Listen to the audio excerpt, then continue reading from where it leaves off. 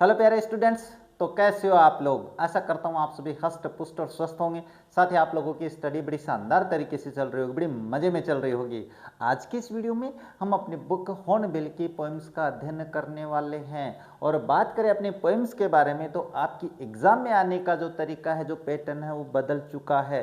तो आज के इस वीडियो में हम बिल्कुल बदले गए पैटर्न के अनुसार है इन पोएम्स का अध्ययन करने वाले हैं। इसका मतलब है आप लोगों को ये वीडियो बिना स्किप किए हुए कंप्लीट देखना है, ताकि आपको आपकी एग्जाम में आने का जो पैटर्न है वो आसानी से समझ में आ सके। तो अपने इस वीडियो को शुरू करें इससे पहले आप लोगों से एक बात कहना चाहेंगे, अगर आप हमारे चैनल पे आए हो, हमारे वीडियोस देख रहे हो, वीडियोस पसंद आ रहे हैं, हमारे चैनल को सब्सक्राइब कीजिए, वीडियो को लाइक कीजिए, शेयर कीजिए, साथ ही बेल आइकन को भी ऑन रखें ताकि मेरे वीडियोस के नोटिफिकेशन सबसे पहले आप लोगों के पास पहुंचे। अब ज़्यादा समय नहीं लेते, शुरू करते हैं आज का वीडियो में मैंने बता दिया है क्या पढ़ने वाले हैं। हम पढ़ने वाले हैं पोएम्स जो आपकी हॉर्नबिल बुक में है। अब सबसे पहले तो अपन अपनी जो पोएम है उसका अध्ययन करते हैं।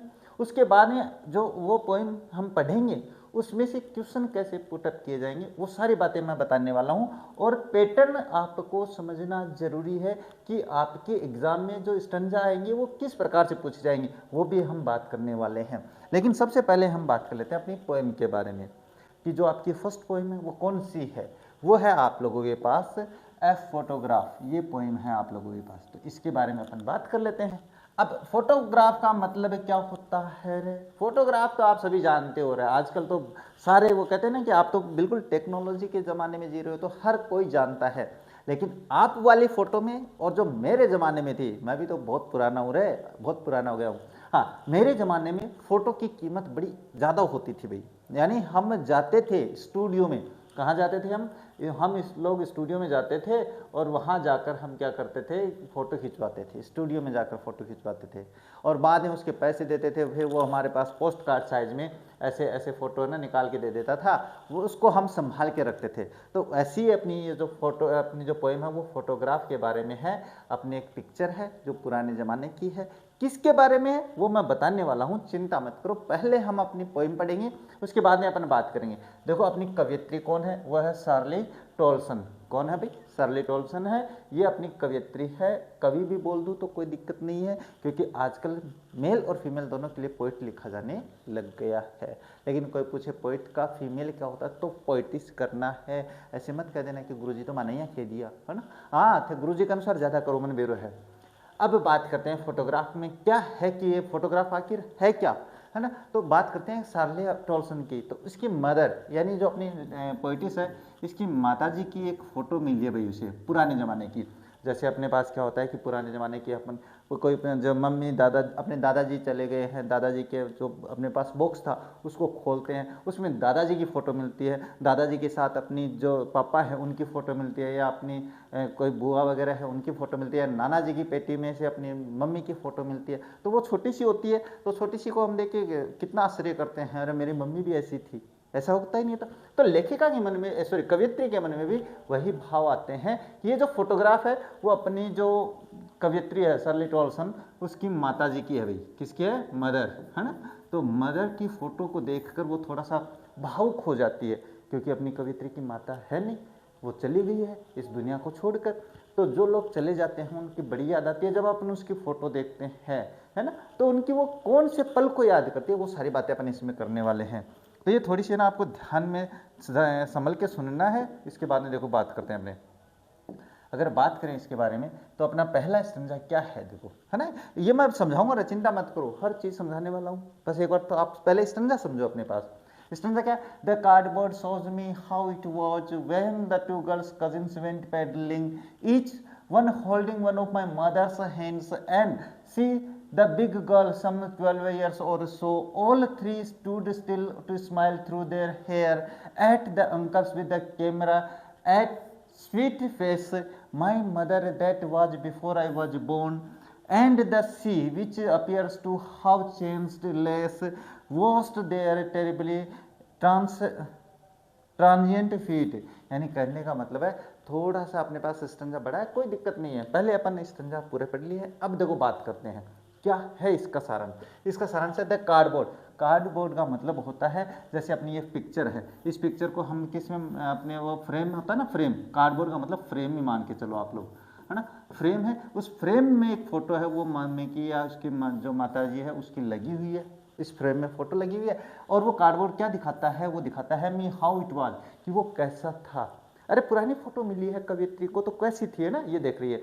When two girl cousin went paddling, जब दो लड़कियां किसकी भाई, दो लड़कियां हैं, कजिन का मतलब होता है चचेरी बहनें।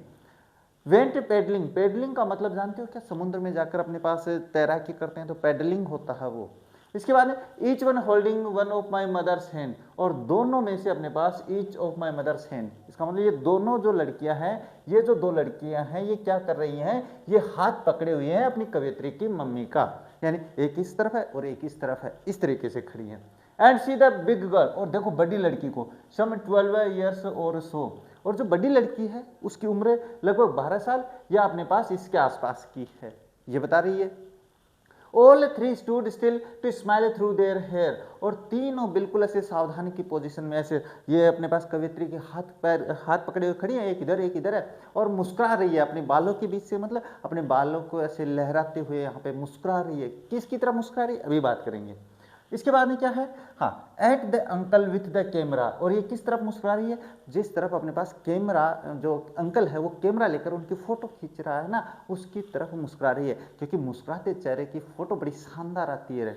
इसके बाद ए स्वीट फेस, एक प्यारा सा चेहरा, स्वीट फेस का मतलब प्यारा सा चेहरा। माई मदर्स, यानी कहने का मतलब मेरी मम्मी का प्यारा सा चेहरा मैंने देखा अपनी फोटो में, बहुत ही प्यारा सा चेहरा लग रहा था।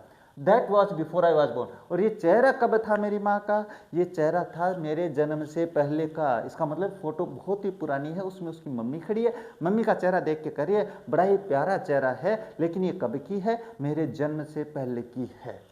अब इसके बाद एंड द सी, और जो समुद्र है उसके बारे में, which appears to how change less, और बात करें अगर समुद्र की तो वो तो बहुत ही कम चेंज हुआ है भाई, बदला ही नहीं है। यानी कहने का मतलब ये मान के चलो आपके पास समुद्र के किनारे बसे हुए हो आप लोग, है ना, और यहाँ पे आपने बचपन में फोटो खिंचवा ली, है ना, आपने या आपके पापा ने बचपन में फोटो खिंचवा ली, तो ये समुद्र तो नहीं बदलेगा, ये तो कम ही चेंज रहेगा, लेकिन जो पापा हैं वो तो उम्र के साथ बदलते हैं। यानी कहने का मतलब ये बता रही है कि कुछ चीज़ें ऐसी हैं जो बहुत कम बदलती हैं, लेकिन उनके परिप्रेक्ष्य में देखें तो जो दूसरे लोग हैं अपना जो जीवन है वो बहुत बदल जाता है। इसके बाद was their terribly transient feet, यानी इसने समुद्र ने क्या कर दिया है, बहुत ही भयानक रूप से। ट्रांजिएंट का मतलब होता है क्षणिक, क्या होता है, क्षणिक होता है सर, एक क्षणिक क्या होता है, क्षणिक होता है थोड़ा सा, धुंधला सा जिसको कहते हैं। यानी समुद्र के पास बीच पर खड़े होकर जो फोटो खिंचवा रहे थे तो उनके जो पैरों के निशान थे उनको समुद्र ने धो दिया है, यानी बिल्कुल साफ कर दिया है,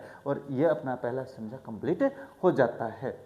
इसके बाद में देखो बात करते हैं नेक्स्ट बात करें तो क्या आता है आप लोगों के पास, नेक्स्ट आता है आप लोगों के पास, ये क्या है देखो, सम 20-30 ईयर्स लेटर, वो अपनी बात हो गई कंप्लीट।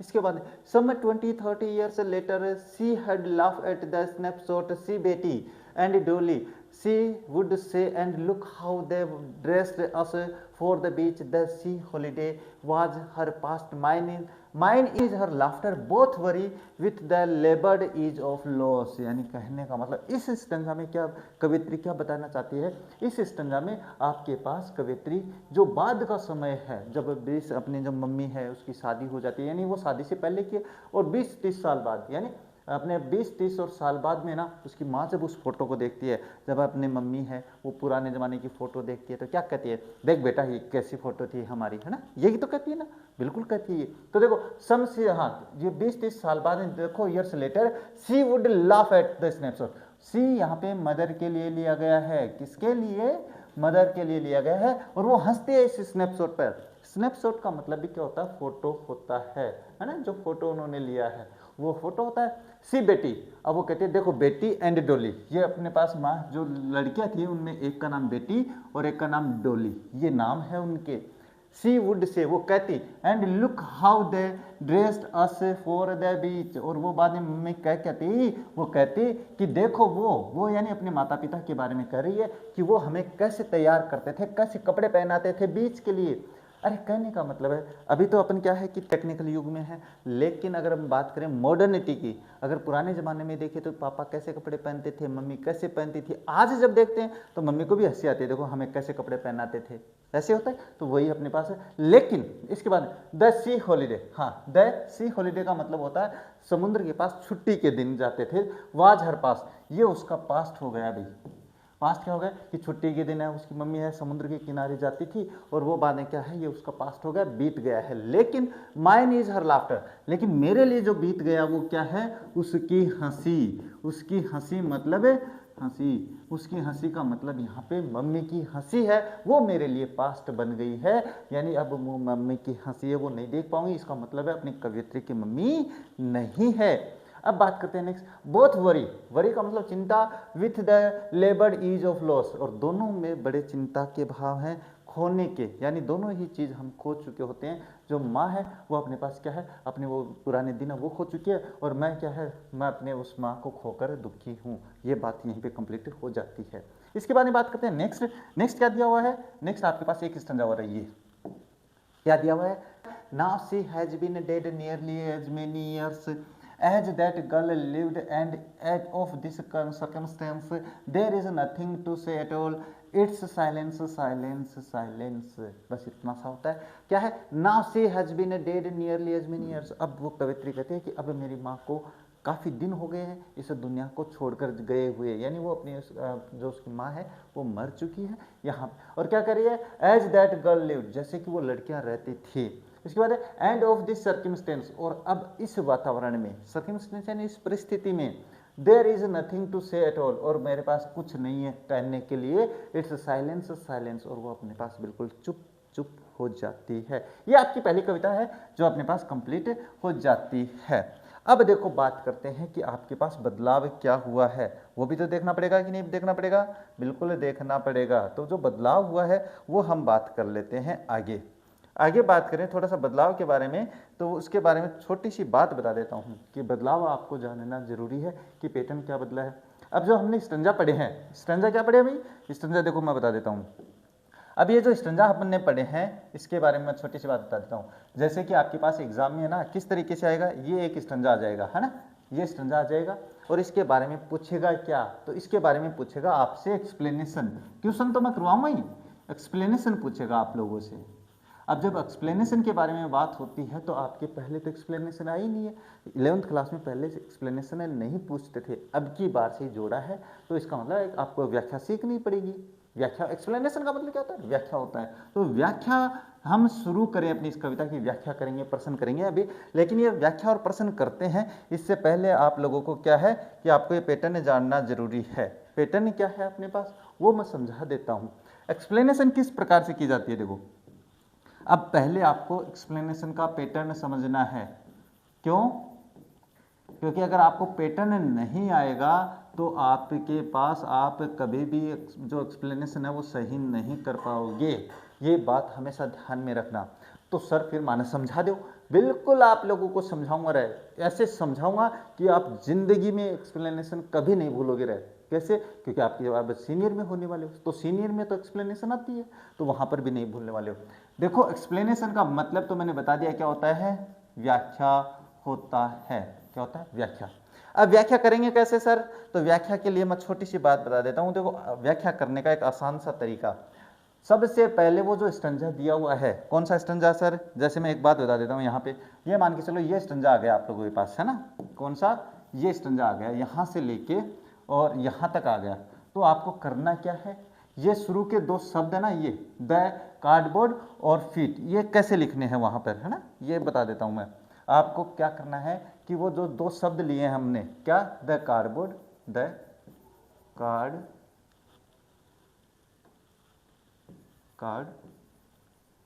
बोर्ड, और ये पहले दो शब्द ले लिए, और अब इसके बाद में अंतिम दो शब्द हैं फीट, अगर एक ले रहे हो तो भी कोई दिक्कत नहीं है और दो ले रहे हो तो भी कोई दिक्कत नहीं। आपको उस स्टंजा के पहले दो शब्द लिखने हैं, डेस करते हुए लास्ट में जाना, उस लाइन के उस पंक्ति के अंत में जाते हुए अंतिम दो शब्द, या एक शब्द बड़ा है तो वो एक लिख दो, नहीं दो लिख दो। इसके बाद में आपको क्या लिखना होता है, इसके बाद में हमेशा आपको रेफरेंस लिखनी होती है।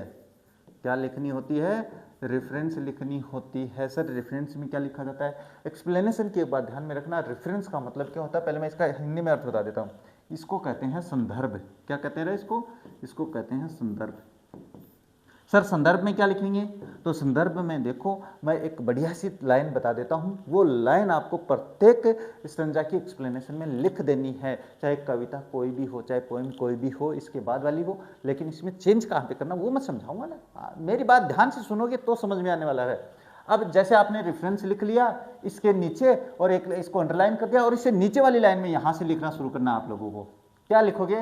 देखो रेफरेंस में अपन लिखते क्या है, हम लिखते हैं कविता का नाम और ये किसके द्वारा लिखी गई है? कवि का नाम,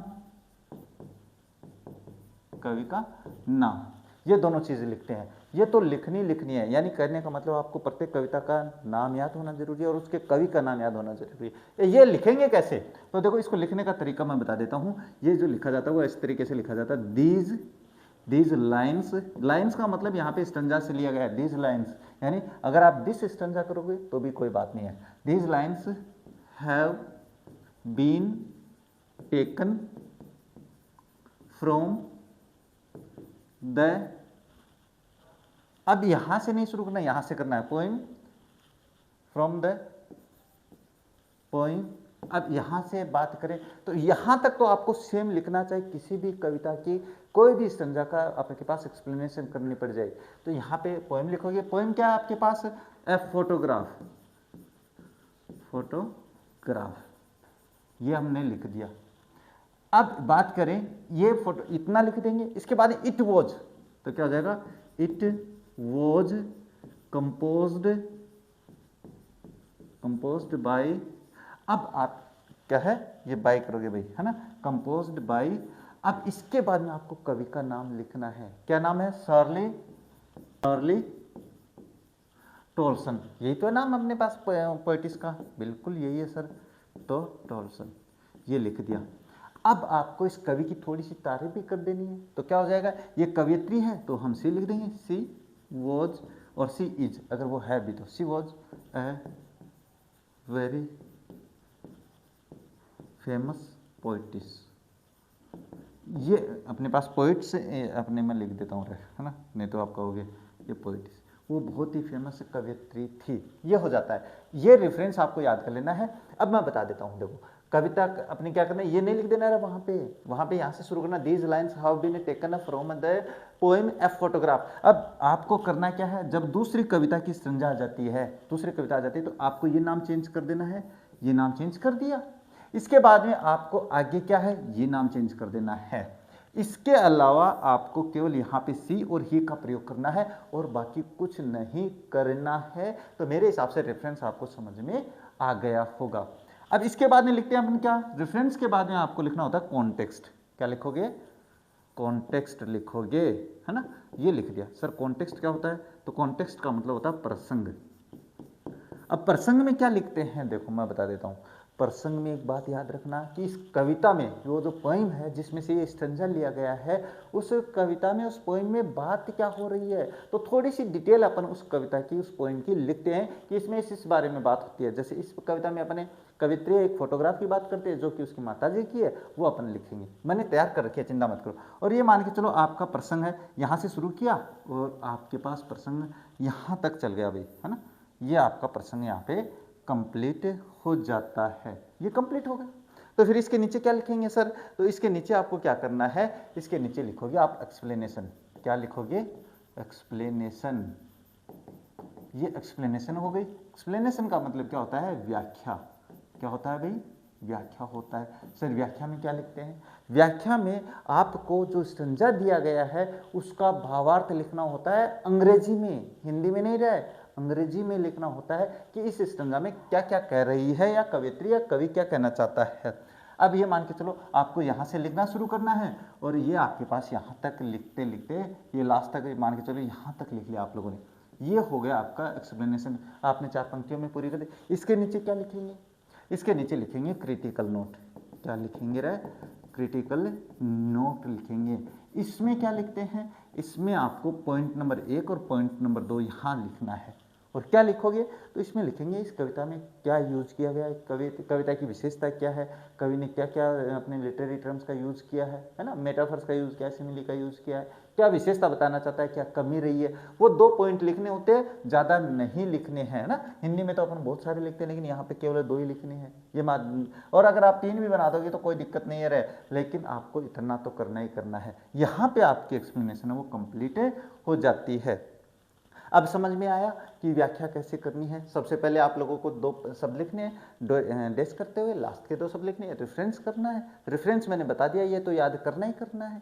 इसके बाद में आपके पास कॉन्टेक्स्ट में मैंने बता दिया उस कविता में किसकी बात हो रही है। जैसे मैं अभी करवाने वाला हूँ ना, अपनी फोटोग्राफ कंप्लीट हुई है इसके बारे में, तो ये आपके पास क्या हो जाती है, कंप्लीट हो जाती है ना। इस तरह ये आपको समझ में आ गया।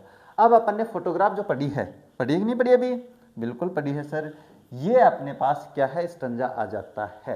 अब इसमें क्या है, 4-4 पंक्तियों का स्टंजा बनाया मैंने, जिससे आपके पास बड़ी न हो जाए व्याख्या, क्योंकि बड़ी व्याख्या हो जाएगी तो समस्या हो जाएगी। आप तो कहोगे सर ये तो हो ही नहीं पा रहा है। तो देखो पहला स्टंजा क्या है, मैंने जो समझाया वही है। The cardboard shows me how it was when the 2 girl cousins went peddling, each one holding one of my mother's hand, and she the big girl some 12 years or so। ये पंक्ति अपने पास एक स्टंजा है भाई, क्या है ये स्टंजा दिया हुआ है, इसकी अपन व्याख्या करते हैं। तो देखो मैंने बताया था ना रेफरेंस लिखेंगे, तो सबसे पहले मैंने बता दिया है, थोड़ा सा ध्यान से समझना। ये रेफरेंस ये 12वीं क्लास में बहुत काम आना रहा है, अभी तो नहीं समझोगे आप, 12वीं में याद रख करते करते थक जाओगे।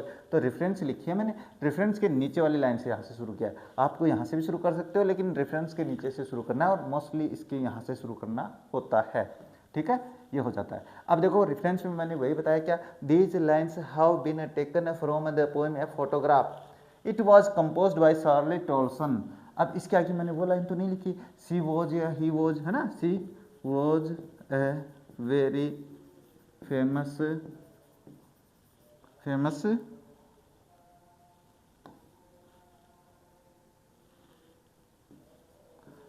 पोइटिस।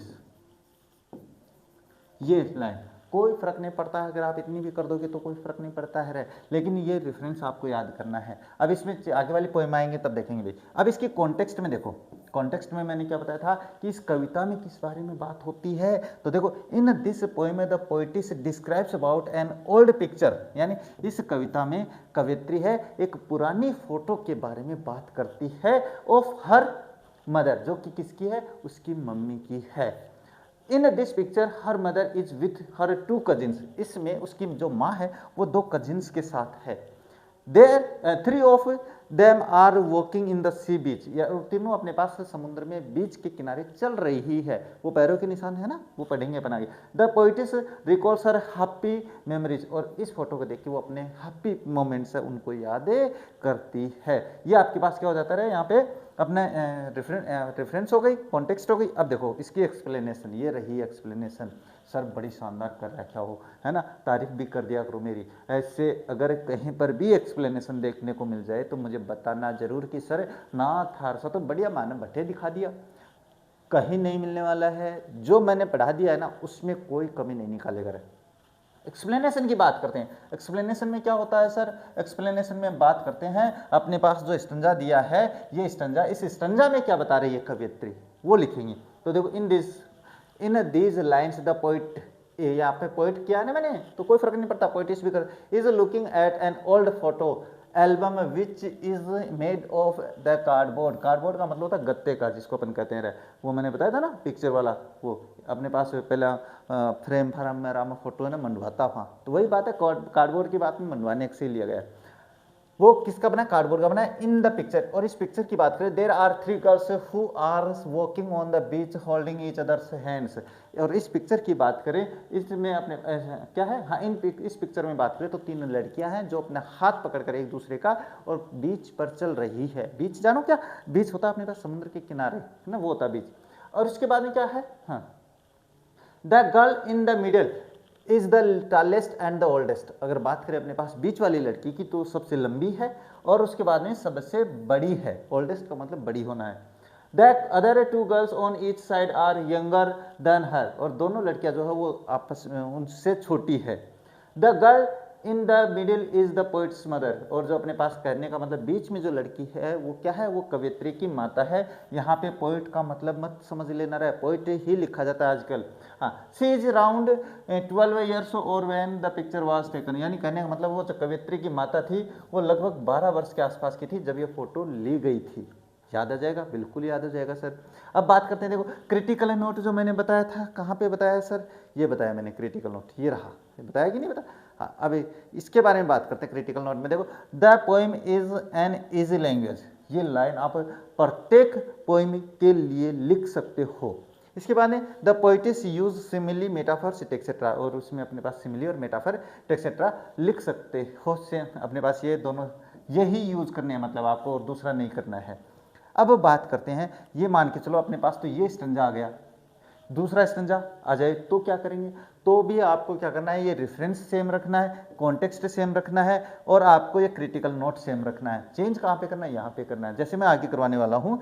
ये स्टंजा आपने, अब स्टंजा तो उसी पोएम का है ना, तो इसका मतलब क्या हुआ, आपके पास रेफरेंस भी सेम है, कॉन्टेक्स्ट भी सेम है, क्रिटिकल नोट भी सेम है, तो फिर चेंज कहाँ करोगे, चेंज अपन व्याख्या में करने वाले हैं। तो सबसे पहले स्टंजा मैंने वैसे पढ़ा दिया है, लेकिन फिर देखो, all three stood still to smile through their hair at the uncle with the camera, a sweet face, my mother's that was before I was born, and the sea which appears to have changed less was there terribly transient feet. यानी कहने का मतलब है, इसमें अपने पास कवित्री ये बता रही है कि जो तीनों लड़कियां हैं वो कैमरा वाले अंकल की तरफ मुस्कुरा रही है, और वहां पर जो खड़ी हैं वो क्या कर रही हैं, उसमें बता रही है कि समुद्र में तो कोई बदलाव नहीं हुआ है, लेकिन इसके अलावा उस समुद्र ने उनके जो पैर हैं उनको भयानक रूप से बिल्कुल पूर्णतया साफ कर दिया। टेरिबली का मतलब वैसे तो भयानक, यहाँ पे पूर्ण रूप से साफ कर दिया है। अब देखो बात करते हैं, जो मजेदार बात है वो बात यह है कि रेफरेंस देखो, रेफरेंस सेम लिखा मैंने, these lines have been taken from the poem a photograph, it was composed by Charlie Tolson, और यहाँ पे लिख दो she was a very famous poet, और पोइटिस करो तो अच्छी बात है। ये रेफरेंस लिख दिया, सेम लिखा है, कॉन्टेक्स्ट आ जाओ, सेम लिखा भाई। In this poem the poetess describes about an old picture of her mother, उसके बाद में in this picture her mother is with her two cousin, three of them are walking in the sea beach, the poetess recalls her happy memories. ये लो, same लिखा है कि नहीं लिखा, सेम लिख दिया तो गुरुजी नंबर तो कौन काटेगा, अरे किसको पता है एग्जाम में। ये तो अभी तो क्या है कि आप 11th क्लास में, लेकिन सीनियर में जाओगे तो ये तरीका बहुत काम करता है, क्योंकि इसमें आप गलती नहीं करोगे, मुझे पता है, मैं जानता हूँ, है ना, सारा कुछ जानता हूँ आप लोगों के बारे में। अब बात करते हैं एक्सप्लेनेशन के बारे में, ये आपको चेंज करनी है, तो देखो मैंने बता दिया भाई। अब दूसरा स्टैंजा है तो इसका मतलब इसकी एक्सप्लेनेशन भी दूसरी होगी, तो क्या होगा, देखो in the above lines, above line का मतलब इन ऊपर वाली पंक्तियों में, या इन दीज लाइन्स ऐसे भी कर सकते हो, इन दीज लाइन्स भी कर सकते हो, और इन दिस स्टैंजा भी कर सकते हो, इन दिस स्टैंजा ये भी कर सकते हो, लेकिन स्टैंजा करो तो इसके साथ हैज का प्रयोग करना है। ये मैंने एक एक्सप्लेनेशन के लिए भी क्लास अपलोड कर रखी है, उसको देख लेना भाई। हाँ, अब क्या है, the poet describes how the photograph was taken, इसमें ये बता रही है कि फोटो कैसे ली गई है, कैसे ली गई है, बिल्कुल ऐसे पाउट करते हुए, है ना, आप भी तो पाउट करते हो ना, बिल्कुल ऐसे करते हुए आप बड़े ऐसे, मुझे लगता नहीं है इतनी, ये लाते कहाँ से हो रहे ऐसे विचार कि ऐसे विचार, ये लाते कहाँ से हो, मुझे ये नहीं समझ में आ रहा। कोई बात नहीं है। Her mothers uncle took the photograph and told them to stop the and pose, और अपने बात करें तो फोटो है वो जो मम्मी है उसके अंकल ने ली है, और अपने पास उनको कहता है कि आपको पोज ऐसे बनाना है और ऐसे यहाँ पे रुकना है, ये इस तरीके से वो बता रहा है। All three of them left their wet hair open, सभी ने, तीनों ने अपने गीले बाल वो खोल रखे हैं, वो बताया ना, बालों में से मुस्कुरा रही है। And smiled at the camera, और वो कैमरे की तरफ मुस्कुरा रही है, बिल्कुल मुस्कुराते, फोटो अच्छी आती है, मैंने समझाया है। The poet's attention is drawn toward his mother's face which is described as the sweet face, और बात करें अपने पास, the poet's attention is drawn towards, और अपनी कवित्री जो है उसका ध्यान केवल अपनी मम्मी के चेहरे की तरफ है, जो कि बहुत ही प्यारा सा चेहरा लगता है, अपनी मम्मी का चेहरा बड़ा प्यारा होता है, लगता है, सभी को लगता है। The photograph was taken long before the poet was born, और फोटो कब ली गई है रे, फोटो अपने पास कवित्री के जन्म से काफ़ी वर्षों पहले ली गई है, बहुत ही, जब उसकी माँ छोटी सी थी, 12-13 साल की थी। The poet calls their feet terribly transient as they were so young by then and now the had grown older. अब अपने पास वो जो उस कवित्री है वो उसके पैरों को क्या कहती है, टेरिबल ट्रांजिएंट, यानी बहुत ही क्षणिक रूप से गायब होने वाले, यानी बहुत ही कम, जिसको कहते हैं कि टिकाऊ नहीं है, बहुत ही हल्के बताए गए हैं क्योंकि वो बहुत ही छोटे थे, यही बता रहे हैं यहाँ पे। ऑन, हाँ, अब की बात करें तो अब वो बड़े हो चुके हैं। ऑन द अदर हैंड, दूसरी तरफ, the sea which tossed their feet has senseless, और जिस समुद्र के किनारे वो खड़ी है वो समुद्र न के बराबर बदला है। ये आपके पास व्याख्या हो जाती है दूसरी स्टैंजा की। अब क्रिटिकल नोट में भी मैंने सेम लिखा है, the poem is in easy language, जो कविता है वो आसान भाषा में है। The poet's uses simile metaphors etcetera, तो ये तो सेम रखना है, इसका मतलब केवल यही चेंज किया मैंने, तो यही किया, तो फिर आपको दिक्कत कहाँ पे है, दिक्कत समझ में नहीं आता मेरे तो। अब आगे वाला स्टैंजा क्या है, ये है, ये भी मैंने पढ़ा दिया, इसकी भी रेफरेंस और कॉन्टेक्स्ट दोनों सेम है, चेक कर लो आप लोग। अरे मैं पढ़ा रहा हूँ ना तो बिल्कुल ऐसे सोच समझ के पढ़ा रहा हूँ, आप तो देखते नहीं हो, तो गलती है। सम 20-30 years later she would laugh at snapshot, see Betty and Dolly, she would say, and look how they dressed us from for the beach, the sea holiday was her past, mine is her laughter, both worry with the labored ease of loss। अब बात करते हैं इसके बारे में, देखो इसमें क्या है, रेफरेंस है, मैंने समझा दिया, मैं नहीं अब दोबारा नहीं समझाऊंगा, यहाँ पे वो लाइन लिख सकते हो जो मैंने यहाँ पे पीछे लिखवाई है, कॉन्टेक्स्ट है वो यही है, तो दोनों आपको रटने हैं इस कविता के लिए, ध्यान से सुन लेना मेरी बात। अब अगर आपके पास इस कविता में कोई भी स्टैंजा आ जाता है तो ये तो दोनों सेम लिखने हैं, तो ये तो करने हैं। इसके बाद में बात करें एक्सप्लेनेशन की, तो एक्सप्लेनेशन मैं प्रत्येक स्टैंजा की बता रहा हूँ। आफ्टर 20-30 years later, यानी इस कविता में अपने पास कवित्री क्या बता रही है कि 20-30 साल बाद में क्या होता है, सी वुड लाफ एट फोटोग्राफ, की वो उस फोटोग्राफ में हंसती थी, क्या, सी वुड टेल मी, वो मुझे बताती थी, to look at her cousins, कि वो कहती थी देखो मेरी कजिन्स की तरफ देखो, बेटी and Dolly, and how their parents would dress all three of them up for the बीच, और तीनों के जो पेरेंट्स थे उनको कैसे कपड़े पहनाते थे। अरे कहने का मतलब एक तो आप बचपन में कपड़े पहनते थे, छोटे से थे ना, जब आप बिना कपड़ों के भी फिरते थे, अब बड़े हो के आप अपने वो फोटो देखोगे जिसमें बिना कपड़ों के फिरते थे तो कैसा लगेगा, हंसोगे कि नहीं हंसोगे, तो मम्मी भी हंस रही है कि देखो हमें वो कैसे कपड़े पहनाते थे। इसके बाद में बात करें, the would how plan to take a photograph beforehand, यानी कहने का मतलब है कि वो अपने पास क्या करते थे, प्लान बनाते थे, योजना बनाते थे, photograph beforehand. The poet recalls the sea, नहीं यहाँ से अलग से लाइन है भाई, और वो हमें तैयार करते थे, योजना बनाते थे कि इनकी फोटो ऐसे खींचेंगे भाई समुद्र के किनारे। The poet recalls the sea holiday was her mothers favourite moment from the past, और बात करें उसकी कवित्री, तो कवित्री याद करती है कि उसकी माँ का जो अपने पास बढ़िया फेवरेट प्रिय जो क्षण होता था वो होता था क्या, कि वो छुट्टी के दिन समुद्र के किनारे जाया करती थी, ये उसकी मम्मी का बढ़िया मोमेंट था, क्षण था। इसके बाद while the poets favourite moment from the past was her mothers laughter, लेकिन कवित्री की बात करें तो उसका बढ़िया जो फेवरेट क्षण के जाने फेवरेट यानी प्रिय मोमेंट यानी क्षण जो था वो था उसकी मम्मी की हंसी, यानी ये दोनों ही पास्ट हो गए भाई, मम्मी के तो पास्ट बीत गया, कवित्री के लिए भी पास्ट हो गया क्योंकि कवित्री की माँ नहीं है। हाँ, they tried their best to adjust to what they lost, और दोनों ने बहुत ही एडजस्ट किया है कि हम दोनों ने क्या खोया है, इसके लिए वो समायोजित हो जाते हैं। क्रिटिकल नोट भी सेम है तो मैं नहीं बताऊंगा, इसके बारे में भी आपको ही कर लेना है। अब ये एक्सप्लेनेशन आप लोगों को करनी है। अब बात करते हैं, देखो ये लास्ट स्टेंजा आ जाता है।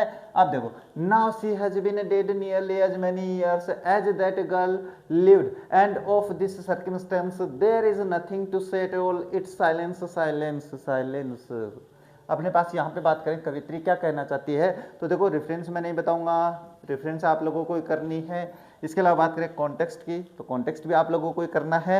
अब मैं एक्सप्लेनेशन बताऊंगा भाई, हाँ गुरुजी एक्सप्लेनेशन के लिए तो थे हो ही, अरे मैं तैयार हूँ, सब के लिए तैयार हूँ, आप चिंता मत करो, आप कहोगे ना, कहोगे तो ही मैं आगे वाले जो सारांश बार बार बताऊंगा। रहे आप कमेंट भी नहीं करते हो, कुछ नहीं करते हो, तो मुझे भी लगता है बच्चे है ना बड़े नकटिव हो रखे हैं मेरे, है ना, कमेंट ही नहीं करते, बताओ। हाँ, अब देखो एक्सप्लेनेशन की बात करते हैं। इन द अबव लाइन्स, यानी कहने हो तो ऊपर वाली पंक्तियों में, the poet says that her mother died 12 years ago, 12 years नहीं भाई, मैनी ईयर्स एगो बता रही है यहाँ पे, है ना, मैनी ईयर्स एगो। ये इन पंक्तियों में कवित्री कहती है कि उसकी माँ कई वर्षों पहले मर गई है, मतलब दुनिया को छोड़ के चली गई है। The same as her mother was in the photograph, और बिल्कुल सेम वैसे ही अपने पास उस फोटोग्राफ में बिल्कुल वैसे ही दिखाई देती है। Whenever the poet thinks of her mother's death, और जब कभी कवित्री उसकी अपनी मम्मी की मृत्यु के बारे में सोचती है, she can not explain what effect she has of her mother's death, तो वो ये नहीं बता सकते कि उसकी मम्मी के मरने से उस पर क्या प्रभाव पड़ा है, ये बता ही नहीं पा रही है वो। इसके बाद में death has silenced her mother which has also left her speechless, और डेथ ने उसकी माँ को बिल्कुल चुप कर दिया है, और इससे वो अपनी जो कवियत्री है वो बिल्कुल स्पीचलेस हो जाती है, बिल्कुल शांत हो जाती है। ये अपने पास अंतिम पंक्तियाँ थी, ये क्रिटिकल नोट है, ये आप लोग कर लोगे मुझे पता है, इतने तो होशियार हो तुम लोग। अब बात करते हैं इस पोइट के जो अपनी पोइम है उसके क्वेश्चंस के। क्वेश्चंस भी इंपॉर्टेंट है, ये तो 100% एग्जाम में आएगा रहा, इसके बारे में बात अभी करूंगा रहा, चिंता मत करो ना। देखो, what does the word cardboard denote in the poem, why has this word has been used, यानी कहने मतलब कार्डबोर्ड क्या इंगित करता है, ये क्यों यूज किया गया है। देखो, the word cardboard denotes the photograph pasted on a hard thick paper, ये कार्डबोर्ड है वो अपने पास, मैंने जो शुरू में बताया था आप लोगों को, अगर ऐसे कोई फ्रेम है उस पर फोटो चिपकाई गई है अपने यहाँ, पहले उसके बाद में फ्रेम में आने लगी थी, पहले गत्ते पे चिपकाई जाती थी, तो बस ये गत्ता क्या है उसको डिनोट करता है। This word has been used to refer to practice in the past when photographs were pasted on the cardboard, ये अपने पास इसलिए बताई गई है क्योंकि पहले अपने पास व्यवहारिक रूप से जो अपने पास फोटोग्राफ होती थी वो कार्डबोर्ड पे ही चिपकाई जाती थी ताकि काफ़ी दिनों तक चले।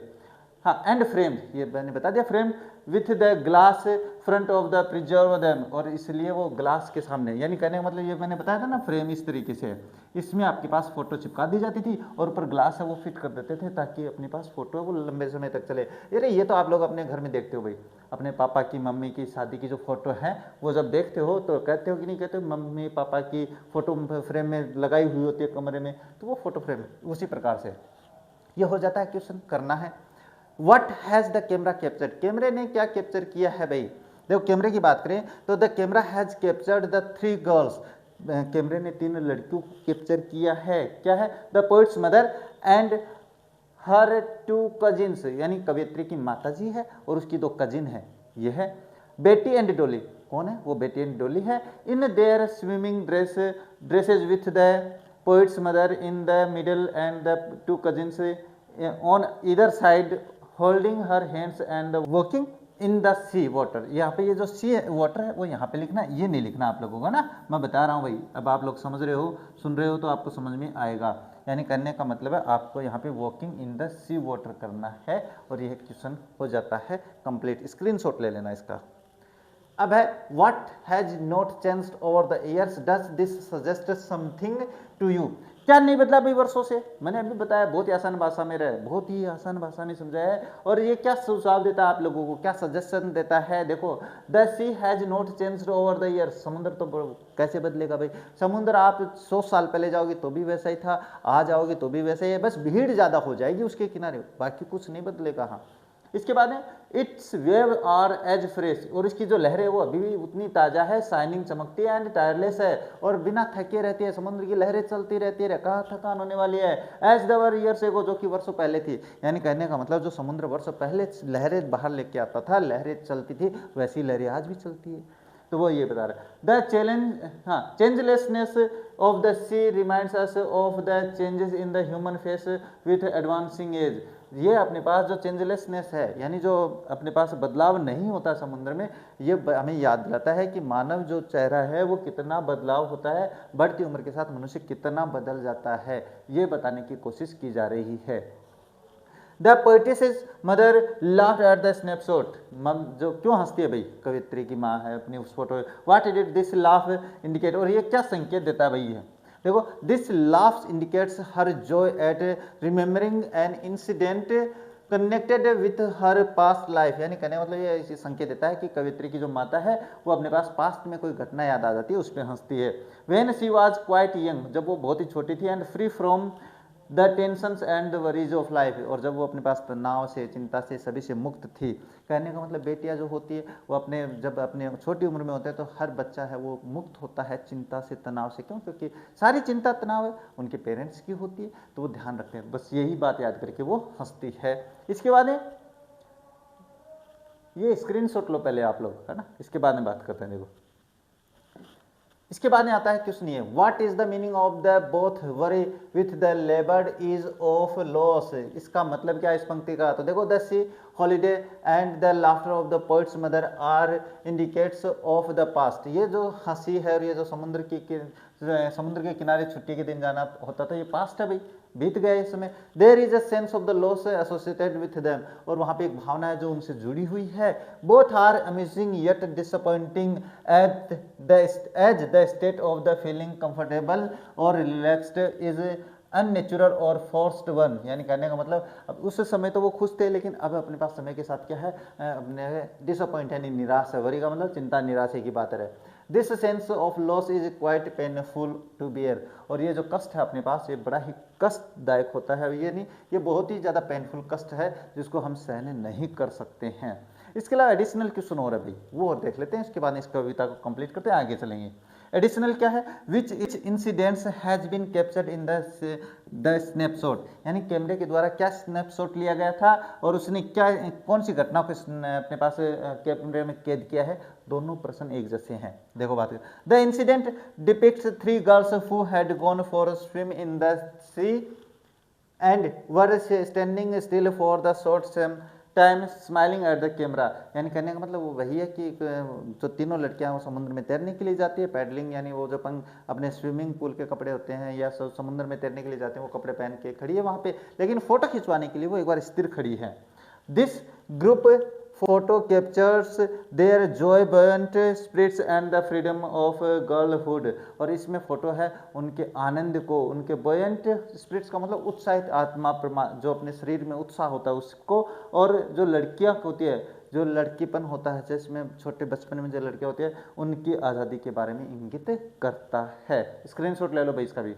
अब देखो बात करते हैं नेक्स्ट आती है the poets mother laughs at the her past. एक क्वेश्चन पहले भी आ चुका है। How does the poet react of her past, यानी कहने का मतलब कवित्री माता वो उस पर हंसती है, और how does the poet react, और कवित्री कैसे रिएक्शन करती है, कैसे रिएक्ट करती है। देखो the sea holiday was the past experience of her पोइटिस mother, for the पोइटिस mother, यानी जो कवित्री की माता है उसके लिए सी हॉलीडे समुद्र के छुट्टी के दिन समुद्र के किनारे जाना ये पास्ट में हो गया भाई, अब उसके सामने नहीं आना है। A glimpse of the photographs perhaps revived some feelings of the sad joy and she laughed, और जब कभी वो फोटो देखती, झलक देखती उस फोटो की, तो उसे पुरानी याद आ जाती थी, और इसलिए वो वहाँ पे अपने क्या है सैड जॉय, आनंद शेयर करती थी और हंसती थी। For the poet her laughter is an incident of the past, और बात करें कवियत्री की, तो कवियत्री के लिए अपनी माँ की हंसी वो पास्ट बन गई है, भूतकाल बन गई है। It is amazing in ironic manner, और ये बहुत ही विडंबनात्मक तरीके से, आयरनिक मतलब होता है विडंबनात्मक। विडंबना क्या होती है? विडंबना होती है एक परिस्थिति के अनुसार दूसरी परिस्थिति का विपरीत प्रभाव होना। जैसे मैं कहूँ कि कोई मूर्ख आदमी को अरे यार और होशियार सिंह, तो यहाँ पे विडंबना आयरनिक होती है। The sense of the loss overcomes the pleasure, और बात करें अपने पास जो भावना है वो लॉस यानी खोने का जो भावना है वो ओवरकम्स द प्लेजर, वो खुशियों के ऊपर आ जाता है भाई, खुशियाँ गायब हो जाती है। इसके बाद बात करें next, Y does poetess say nothing about her mother's death, नहीं है भाई यहाँ पे डेथ है, यानी कहने का मतलब है कवित्री अपनी माँ की मृत्यु के बारे में कुछ क्यों नहीं कहती है, क्या कारण है क्यों नहीं कहती है, देखो मैं बताता हूँ। The poet has no words to express her reaction to this solemn and painful incident, क्योंकि अपने पास जो कवित्री है उसके पास भावना ही नहीं है, अपने पास अंदर विचार ही नहीं आ रहे कि वो व्यक्त कैसे करे इस सोलम यानी गंभीर और पेनफुल यानी कष्टदायक अपने इस घटना को।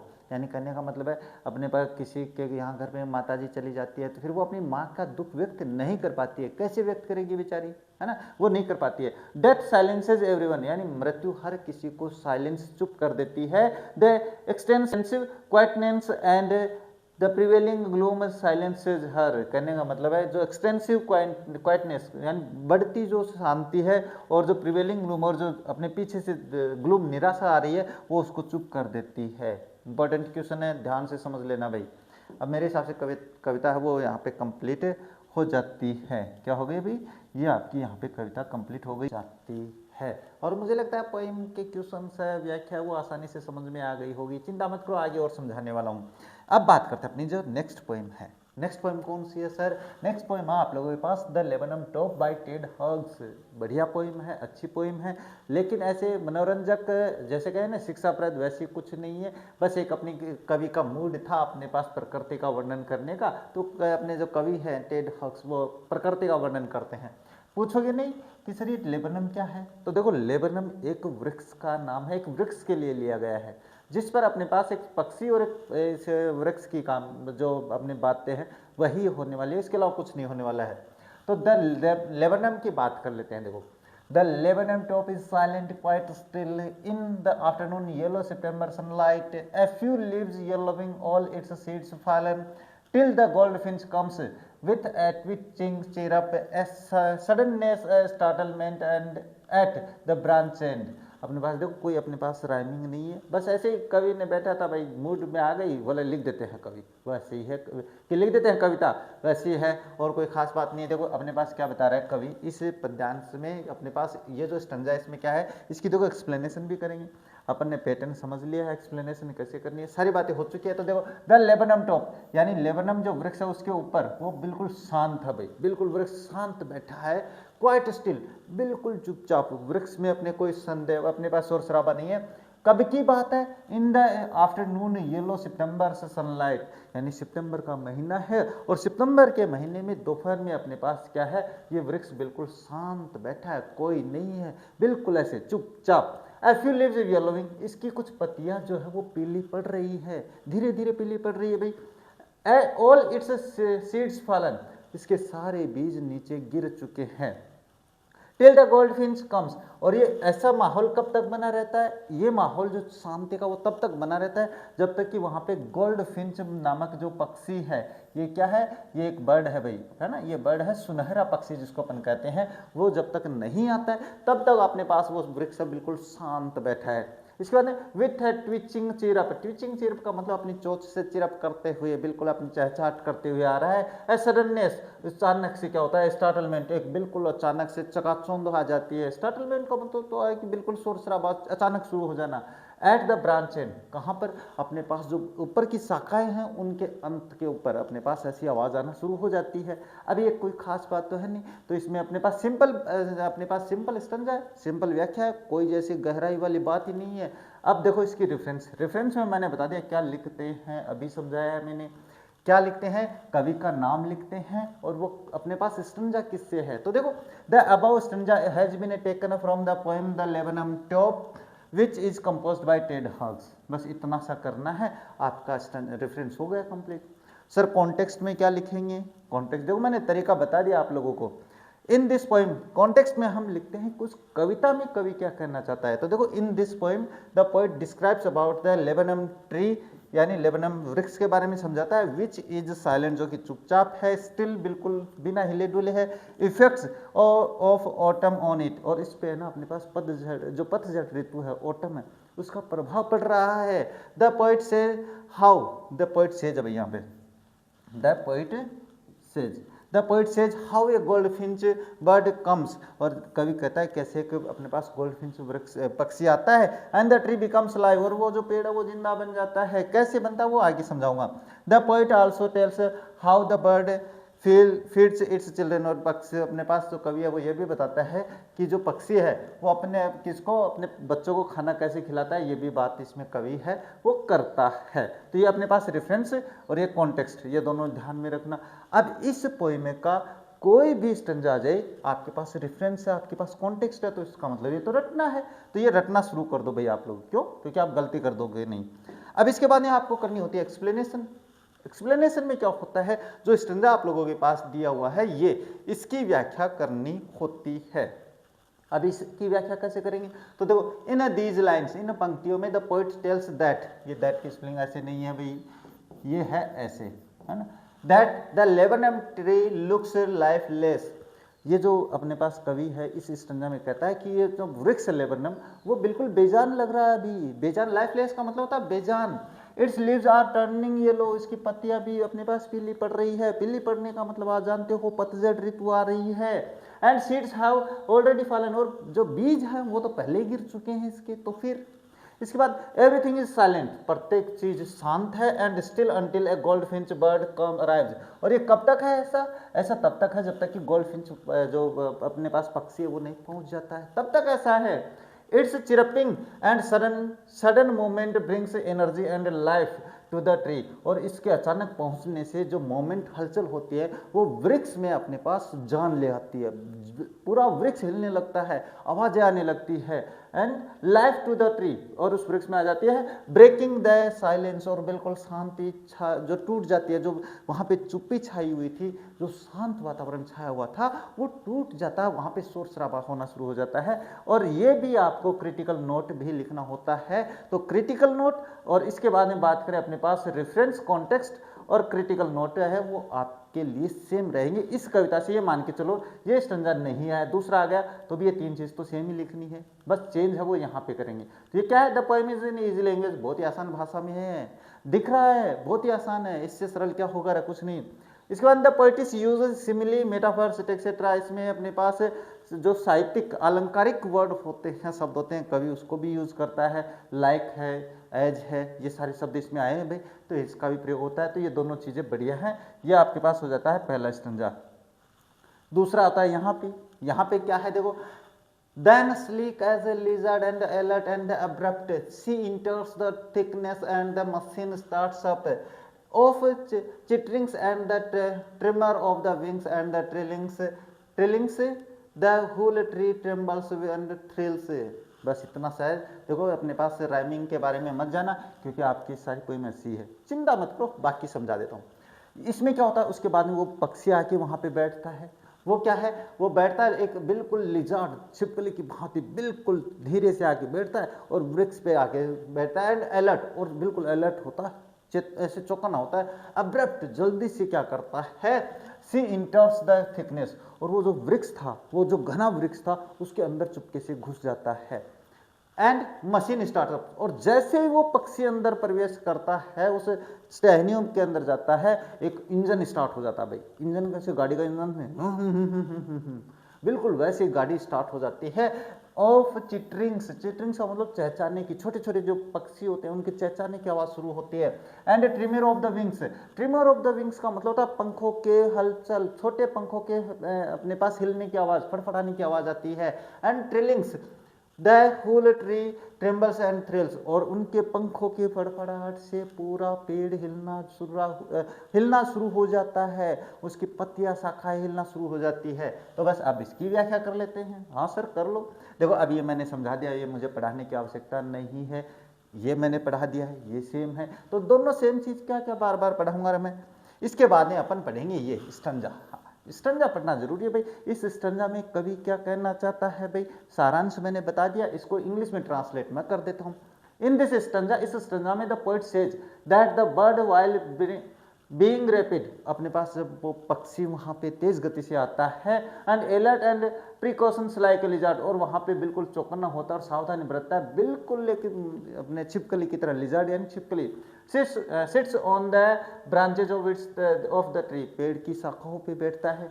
As she moved toward the thickness of the branch, और जब वो थिकनेस यानी गहनता जो होती है ना, पास पास शाखाएं होती है, उसमें जब जाती है आगे, her younger once started chirping, उसके छोटे बच्चे चिरपिंग करना शुरू कर देते हैं, जैसे आप लोग अपनी मम्मी को आते ही कहते मम्मी आ गई है ना, वैसे ही।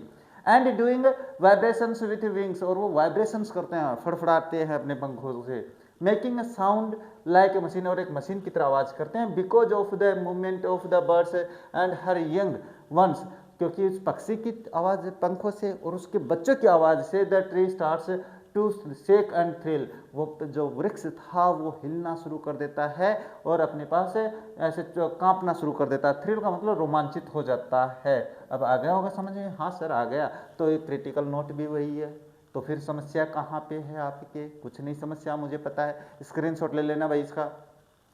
इसके बाद में बात करें नेक्स्ट, तो नेक्स्ट आपके पास आता है ये अंतिम, क्या है देखो, she stalks it full, then flirts with out of the branch and showing her bared face identity mask, then with eerie delicate whistle chirp whispering she launches away towards the infinite and the laburnum subsides to empty।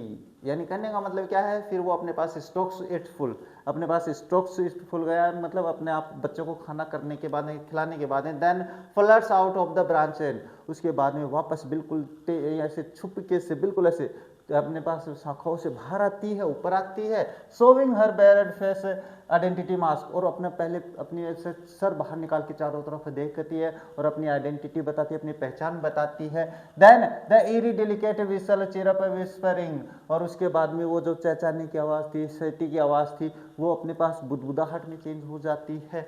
C launches away, उसके बाद में वो वहाँ से अपने आप को launch कर देती है, उड़ जाती है, टुवर्ड द इनफाइनाइट, बिल्कुल अनंत की ओर उड़ जाती है भाई। उसके बाद and the laburnum subsides to empty, और फिर अपने पास वो जो वृक्ष है वापस बिल्कुल वैसा ही हो जाता है जैसा कि उसके आने से पहले था, बिल्कुल शांत हो जाता है। अब देखो ये नहीं करवाऊंगा मैं, ये सारांश बता दिया मैंने इनका, ये मैंने अर्थ बता दिया, तो दोबारा बताने की, बारंबार बताने की आवश्यकता नहीं है, क्योंकि ये एक ही है, मैंने बताया था। हम पढ़ेंगे ये तो मैं पढ़ाऊंगा भाई, हाँ पढ़ाऊंगा, पढ़ना तो जरूरी है, पढ़ना जरूरी है जिंदगी में। क्यों? क्योंकि बिना पढ़ाई के आप कुछ प्राप्त नहीं कर सकते हो रहे, क्योंकि जिस स्थिति में आप हो उस स्थिति को मैं जानता हूं। क्या है इन दिस स्टंजा, इस स्टंजा में the poet says that the goldfinch provides food to her young ones, यानी कहने का मतलब अपने बच्चों को खाना खिला देता है, वाया भी थोड़ी देर पहले, and moves to the other branch end, और वो दूसरी शाखा जो टहनी है उसके अंत पे जाता है। Her dark coloured striped face is visible as her body is yellow coloured, और उसके बाद में उसका जो चेहरा है वो दिखाई देता है, उसका शरीर है वो दिखाई देता है कि वो येलो कलर का है। And hides behind the yellow leaves of the tree, और अपने आप को पेड़ की पीली पत्तियों के पीछे छुपा लेता है। उसके बाद after reaching the end of the branch, और जब वो ब्रांच के अंत में पहुंच जाता है, शाखा, ब्रांच यानी शाखा टहनी, the bird makes a sweet chirping sound just like the whispering, और उसके बाद में बिल्कुल प्यारी सी आवाज करता है जैसे कि बुदबुदा रहा हो। एंड फ्लाइज अवे, और वहां से उड़ जाता है टुवर्ड्स द इनफाइनाइट स्काई, और अनंत आसमान में उड़ जाता है भाई। इसके बाद it again makes the laburnum tree silent, और उसके बाद में वो वृक्ष है वापस से साइलेंट होता है, डेथ लाइक यानी मृत्यु की तरह बिल्कुल शांत हो जाता है। ये आपके पास आपकी पोएम हो जाती है, व्याख्या हो जाती है, ये आपको करने हैं। अब इसके क्वेश्चंस देख लेते हैं। क्वेश्चंस देखे तो ये रहे भाई, क्वेश्चंस भी साथ ही करते चल रहे हैं ना। तो क्या है, to what is the bird's moment compared, what is the basis for the comparison. हाँ, पक्षी की तुलना किससे की गई है, तुलना के लिए क्या आधार है ये बता देते हैं। देखो, the goldfinch moments is compared to the of the lizard, because वो छिपकली से भाई उसकी तुलना की गई थी, बिकॉज क्योंकि शी वॉज अब्रप्ट, वो तेज थी, स्लिक चालाक थी, और अलर्ट चौकन्नी थी, ये थी। The same moment were observed when she arrived at the tree, और ये सारी अपने पास हलचल है वो कब देखने को मिलती है, जब वो वृक्ष पे आती है। And moved to the thickness side of the branches to feed her young ones, और अपने छोटे बच्चों को खाना खिलाने के लिए, मैं भी क्या बोल रहा हूँ, जो भोजन है वो कराने के लिए उस शाखा में थिकनेस में चली जाती है। पहला प्रश्न, why is image of the engine evoked by the poet. अच्छा, कवि ने अपने पास पेड़ की तुलना है ना, इंजन क्यों, इंजन चालू हो गया, क्यों भाई, ऐसा क्यों कहा कवि ने? ऐसा इसलिए कहा क्योंकि देखो, as the engine is the source to the run the machine, क्योंकि बिल्कुल वैसे ही जैसे इंजन एक साधन होता है एक मशीन को चलाने के लिए, वैसे ही आपके पास क्या है, bird is compared to the engine as she is the feeder of her family, क्योंकि वो जो पक्षी है वो अपने परिवार के लिए फीडर कौन होता है, जो खाना खिलाता है, खाना खिलाने वाला है अपने परिवार के लिए। तो जैसे इंजन काम करता है मशीन चलाने के लिए, वैसे ही ये पक्षी काम करता है अपने परिवार चलाने के लिए, जैसे अपने जीवन में माता पिता हैं। हाँ, as a machine can not work without an engine, जैसे कि एक मशीन बिना इंजन के काम नहीं कर सकती है। Her family can't last without her, और उसका परिवार भी है वो उसके बिना जिंदा नहीं रह सकता है। ये हो गए 2 प्रश्न, स्क्रीनशॉट ले लेना आप, बाद में आप क्या शिकायत बहुत आती है भाई। चलिए नेक्स्ट क्वेश्चन की तरफ चलते हैं। What happened when the goldfinch came to the laburnum tree? laburnum tree पे जब पक्षी आगे बैठता तो क्या होता है, एक मशीन चालू हो जाती है. When the bird arrived, जब वह पक्षी पहुंचा, there was suddenly a lot of sound. वहां पे अचानक बहुत सारी आवाजें होती हैं, एक्टिविटी कार्य होते हैं, क्रियाएं होती है, चिरपिंग होती है, चहचहाट होती है. When she went inside to nurse her chicks, chicks का मतलब यहाँ पे बच्चों के लिए लिया गया है. जब वो अपने बच्चों को खिलाने के लिए अंदर जाती है, the sound of the shrill chicks cries and the fluttering wings and made the entire tree seem to shake. बस बिल्कुल मम्मी आते ही आप भी तो कहते हैं मम्मी आ गई, मम्मी आ गई, मम्मी आ गई, है ना. वैसे ही बच्चे भी तो हैं, बच्चे वो भी हैं, वो भी कर रहे हैं, वो अपने पंखों को फड़फड़ा रहे हैं, ये हो जाता है. चलो अच्छी बात है. Why is the image of the engine evoked by the poet in the laburnum tree? ये तो अपने पास क्वेश्चन रिवाइज हो गया है क्या? हाँ भाई, ये क्वेश्चन रिवाइज हो गया है, कोई बात नहीं है. ये देख लो भाई. When the goldfinch entered the leaf of the covers the laburnum tree feed her chicks, the poet uses, अच्छा मेटाफोरिकली है. Why is image of the engine evoked by the poet in the laburnum tree? चलो कोई बात नहीं, ये भी करते हैं. When the goldfinch enters the dense leaf, जब वो घनी पत्तियों के बीच में पक्षी प्रवेश करता, कवर ऑफ द लेबनम, जो कि लेबनम वृक्ष पे है, tree, to feed her chicks, अपने बच्चों को खिलाने के लिए, the poet uses the metaphor. मैंने बताया था ना मेटाफर, तो वो अपने स्टेंजा के नीचे व्याख्या में लिखा है कि नहीं लिखा, क्रिटिकल नोट में, of an engine to depict the strings sounds and the energy that can be heard. यानी कहने मतलब इंजन की भांति इसकी तुलना कर देता है भाई. तो ये आपको प्रश्न करना है. ये आता है लास्ट, क्या है, what do you like most about the poem. अच्छा, इस कविता में सबसे ज्यादा पसंद क्या आया भैया आपको? देखो सिंपल सी कविता है और सिंपलिसिटी है. मुझे लगता है किसी को पसंद नहीं आती है भाई, आपको चाहिए वो चकाचौंध हनी सिंह वाली कविताएं, है ना. मैं जानता हूँ आपके मन की बातें जाननी पड़ती है मुझे भी. चलो फिर भी देखते हैं अपने पास कवि को क्या पसंद है. The laburnum tree which is silent and without leaves, without यानी बिना पत्तियों के वो बिल्कुल शांत है, in is the subject of the poem, ये कविता का विषय है भाई. When a goldfinch visits to feed her chicks, अपने बच्चों को खिलाने के लिए गोल्डफिंच आता है, it suddenly comes to life, जैसे कि पक्षी जो पेड़ है वो वापस जिंदा हो जाता है. The bird leaves, पक्षी है वो जब जाता है वहां से, and the tree is once more silent and bare, उसके बाद में पक्षी वापस, जो वृक्ष है वो वापस शांत हो जाता है और बिल्कुल बेयर यानी नग्न हो जाता है, बिना बेजान हो जाता है. The poem is most appealing aspect is the life and the energy the bird lends to the tree. बस अपने पास मोस्ट जो इसका बढ़िया वाला पहलू है वो ये है कि पक्षी आता है, उस पर बैठता है और उसमें बेजान में जान डाल देता है. बस ये मोस्ट इसका पहलू मुझे अच्छा लगा, तो आपके लिए भी ये प्रश्न हो जाता है. मेरे हिसाब से कविता हो गई भी. हाँ, तो ये आपके पास पोएम है वो अब कंप्लीट कर देते हैं. हाँ, अब अपन आगे चलेंगे. चलो सर आगे चलते हैं. चलो भाई, चलना तो है, चलती का नाम गाड़ी होता है, रुक जाए तो खटारा हो जाती है, आपको भी चलते रहना है. आगे है voice of rain bye Walt Whitman के द्वारा है. वो कोई बात नहीं, किसी भी विटमैन के द्वारा हो, हम सारी पोएम पढ़ेंगे रे, चिंता मत करो, है ना. क्या है, बाय वॉल्ट विटमैन के द्वारा, वॉइस ऑफ रेन, बारिश की आवाज़ सुनी है क्या रे? हाँ सर सुनी है. अपने पास वो टेन की छत होती है, उस पर नीचे सोए रहते हैं, रात को आती है बारिश, पटापट पटापट पटापट, वो आवाज़ आती नहीं आती? हाँ बिल्कुल आती है सर. चलो ठीक है, इसका पहला स्टैंजा देख लेते हैं, बाद इसको करते हैं रेफरेंस कॉन्टेक्स्ट और उसके बाद में प्रश्न भी करेंगे. एंड हु आर्ट दो, देखो आप थोड़ा सा ध्यान से सुनना, इसमें थोड़ा आनंद भी आएगा भाई. And who art thou said I to the soft falling shower which strange to tell give me an answer as here translated. क्या है, I am the poem of the earth said the voice of the rain, eternal I rise impalpable out of the land and the bottomless sea, upward to heaven whence vaguely formed, altogether changed and yet the same. देखो कवि एक बार क्या होता है, मैं एक आसान भाषा में बताता हूँ. कवि एक बार मस्त सपने में सो रहा था, अचानक बारिश शुरू हुई, तो बारिश शुरू होते ही वो बोला अरे ये ऊपर कौन आ गया, ये कौन है भाई, अरे कौन बोल रहा है ऊपर. और बाद में बताऊं, देखो क्या कह रहा है वो, जो बारिश की बूंदें गिर रही थी ना उनसे कह रहा था वो कि कौन हो तुम. तो उसने कहा विच स्ट्रेंज, अब अजीब बात ये देखो, अजीब है, टू टेल अजीब लगेगी बताने में, गिव मी एन आंसर, वो जो बारिश की बूंदें गिर रही थी ना, सॉफ्ट फॉलिंग सोवर, सोवर का मतलब बारिश की बूंदों से लिया गया, जब ये गिर रही थी तो इन्होंने मुझे आंसर दिया एज हियर ट्रांसलेटेड. मैं आपको ट्रांसलेट करके बताता हूँ बारिश की बूंदों ने मुझसे क्या कहा. अब देखो क्या कहा, बारिश की बूंदें कहती है I am the poem of the अर्थ, मैं इस पृथ्वी की कविता हूँ. Said the voice of the rain, उस बारिश, जो बारिश है उसकी बूंदों ने मुझसे कहा, बारिश की आवाज़ ने मुझसे कहा, यानी बारिश ने मुझसे कहा कि मैं पृथ्वी की पोइम हूँ, कविता हूँ। Eternal I rise impalpable out of the land, और मैं बिल्कुल बिना रुके अपने पास इस पृथ्वी से उजाकर उठती हूँ भाई, कहाँ से, इस पृथ्वी से ऊपर उठती हूँ। एंड द बॉटमलेस सी, और कहाँ से, जो जिसका बॉटम नहीं होता है, ऐसे समुद्र से ऊपर उठती हूँ। तो ऐसा ही होता है भाई अपने पास, जैसे ही सूरज से समुद्र तपता है तो वहाँ से पानी भाप बन के ऊपर उठता है, और वैसी ये बात बता रही है। अपवार्ड टू हेवन, मैं वहाँ से स्वर्ग में जाती हूँ। वेन्स, जब वहाँ चली जाती हूँ, वेगवेली फॉर्म, वहाँ पे मैं आपस में, वेगवेली का मतलब विशिष्ट प्रकार से वहाँ पे आकार प्रकार लेती हूँ। ऑल टुगेदर चेंज, और फिर मैं वहाँ पे चेंज होती हूँ। एंड येट द सेम, और फिर मैं वापस बदल जाती हूँ। यानी कहने का मतलब है मैं नीचे से ऊपर जाती हूँ, फिर वहाँ से नीचे गिरती हूँ, और फिर मैं समुद्र में मिल जाती हूँ। एक बार तो यहाँ तक अपन व्याख्या करते हैं, उसके बाद आगे चलेंगे तब और समझ में आना है।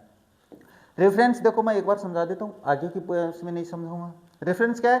The above stanza has been taken from the poem the voice of rain which is composed by Walt Whitman. ये लो, आपके पास रेफरेंस हो गया। रेफरेंस में आपको क्या चेंज करना है? कुछ नहीं, कविता का नाम लिखना है और किसके द्वारा रची गई है, यही लिखना है। अब इसमें बात करें, देखो कॉन्टेक्स्ट में बता देता हूँ। देखो कॉन्टेक्स्ट ज़्यादा बड़ा नहीं, क्या in this poem the poet Walt Whitman personifies the rain and engages in a conversation with it। यानी कहने का मतलब इस कविता में कवि है बारिश का पर्सोनिफिकेशन करता है। सर पर्सोनिफिकेशन क्या होता है? पर्सोनिफिकेशन का मतलब होता है निर्जीव वस्तु को सजीव वस्तु की तरह बतलाना, ये आपके पास पर्सोनिफिकेशन होता है। जैसे क्या होता है, जो उससे देखो वहाँ पे बादल नाच रहे हैं, इसका मतलब बादल थोड़ी नाचते हैं, ये होता है कि नहीं होता? हाँ बिल्कुल वैसे। तो यहाँ पे बारिश है वो जिंदा थोड़ी होती है, बातें थोड़ी करती है, और उससे वो बात करता है। अब जो एक्सप्लेनेशन है वो ये है भाई अपने पास। अब देखो आपके पास रेफरेंस हो गया, कॉन्टेक्स्ट हो गया, अब एक्सप्लेनेशन करते हैं। इन द अबव लाइन्स या इन दिस स्टंजा एक ही बात है। The poet asked the soft falling shower who are you. इसमें कवि है वो जो मध्यम मध्यम प्यारी प्यारी बूंदे गिरी थी, उनसे पूछता है तुम कौन हो। To which the rain replied in a strange of the state manner, यानी और उसके आश्चर्य की बात ये देखो, वो अजीब तरीके की बात देखो, वो उत्तर दे रही है बारिश उसको। क्या कह रही है? द रेन सेड, बारिश ने कहा, that it was the poem of the अर्थ, ये कि पृथ्वी की कविता है। इट रोज कॉन्टिन्यूसली, और ये हमेशा लगातार उठती रहती है। From the land and the bottomless ocean, जमीन से और महासागरों से उठती रहती है। In the form of vapours, vapours का मतलब होता है आपके पास वाष्प के रूप में। The rain tells the poet that it राइसेस upward toward the sky, उसके बाद में वो सीधे ऊपर आसमान में उठती है। In the form of vapour, अपने पास भाप के रूप में। Where it changes into the its form, वहाँ पे उसका अपना आकार बदलती है। It also says that although its form gets changed and it still remains the same, अपने आप को बदलती है लेकिन फिर भी वो सेम ही रहती है, एक समान रहती है। यहाँ पे क्रिटिकल नोट में देख लो, the poem is in easy language, वही, और ये आपके पास सेम। यानी कहने का मतलब ये दो चीज़ें तो आप लिख सकते हो, कोई नहीं रोकेगा आप लोगों को। ये आपके पास इस पहला स्टंजा हो जाता है। दूसरा देखो यहाँ, I descend to lave the drouths atomies dust layers of the globe and all that in them without me were seeds only latent unborn, and forever by day and night I give back life to my own origin and make pure and beautify it, for this the song issuing from its birthplace after fulfillment wandering wrecked or unwrecked duly with the love returns। अब यहाँ तक अपन इसको पढ़ लेते हैं, एक बार इसके बारे में सोचते हैं। देखो ये मैं समझाऊंगा नहीं, ये मैं नहीं समझाऊंगा, इसके बारे में बात कर लेते हैं। आई descend to lave the droughts, बारिश ये कहती है बाद में कवि से, बोले कि मैं आपके नीचे उतरती हूँ, वहाँ से आसमान, जब मैं आसमान में चली जाती हूँ तो वहाँ से नीचे आती हूँ। तो किस लिए आती हूँ? जो सूखा है उसको भगाने के लिए आती हूँ। एटमिस, जो कण वगैरह बिखरे पड़े होते हैं पर्यावरण में, उनको नीचे लाती हूँ। इसके बाद है dust layer of the globe, और मैं जो ग्लोब है हमारा, ग्लोब का मतलब यहाँ से पृथ्वी से लिया गया है, इस पृथ्वी से लिया गया है। और जब मैं इस पृथ्वी पे आती हूँ तो इस पे जो डस्ट की धूल जमी होती है, यानी जो हवा में मिट्टी जमी होती है, उसको नीचे ले आती हूँ। तो बारिश की बूंदें जब गिरती है तो देखना आप लोग, पहली बारिश में घर वाले मना करते हैं, क्यों? क्योंकि वो जानते हैं कि ऊपर से मिट्टी वगैरह सब कुछ गंदगी वगैरह चीज आएगी, इसीलिए। एंड फॉर एवर, हाँ नहीं यहाँ पे, and all that in them without me were seeds only, और इसके अलावा मैं बात करूँ तो बिना मेरे द सीड्स ओनली, बीज है वो बीज ही रह जाते हैं अगर मैं ऊपर से नीचे नहीं आऊँगी तो। लेटेंट अनबोर्न, लेटेंट अनबोर्न का मतलब जो बीज अपने पास पड़े हैं पेड़ों से या कहीं और से अपने अन्य पौधों से या किसान ने बोए हैं, वो सारे अनबोर्न रह जाएंगे अगर मैं बारिश से नीचे नहीं उतरती हूँ तो। अब इसके बाद में एंड फॉर एवर, और इसके अलावा सदा ही डे बाय डे और नाइट और दिन और रात I give back life to my own origin, मैं अपने ही उत्पत्ति को वापस क्या है जन्म देती हूँ या उसमें जान डालती हूँ। जान डालने का मतलब अपने पास बारिश ऊपर गई नीचे आई, नीचे आएगी समुद्र में जाएगी पृथ्वी में जमेगी और अपने पास सूरज से फिर वापस, यानी उसकी उत्पत्ति का स्थान वापस आ जाता है, तो अपने उत्पत्ति के स्थान को वापस प्राण दे देती है। And make pure and beautified, और इसको बिल्कुल शुद्ध और सुंदर बना देती है। फॉर द सॉन्ग, गीत के लिए issuing a form from its birth place, यानी जो कि अपने पास उसके जन्म के स्थान से शुरू होता है। आफ्टर फुलफिलमेंट, पूर्ण अपने पास पूर्णता देने के बाद में, फुलफिलमेंट यानी आपूर्ति करने के बाद में, वेंडरिंग का मतलब होता घूमने के बाद में, रेक्ट और अनरेक्ट, यहाँ और वहाँ, यथा और तथा, ड्यूली विथ लव रिटर्न्स, बिल्कुल बिल्कुल प्रेम से मैं वहाँ पे वापस चली जाती हूँ। अरे कहने का मतलब ये अपने पास समुद्र है पृथ्वी है, यहाँ से बारिश की बूंदें ऊपर हवा में जाती है, यहाँ पे वेपोर होती है, यहाँ से वापस आती है और सीधा इसी पृथ्वी पे आ जाती गिर जाती है और फिर अपने पास जहाँ से यहाँ से वापस उठती है। ऐसे चक्कर चलता ही रहता है, चलता ही रहता है, चलता ही रहता है। सर कितना चलाओगे, जितना आप कहोगे उतना चलाएंगे।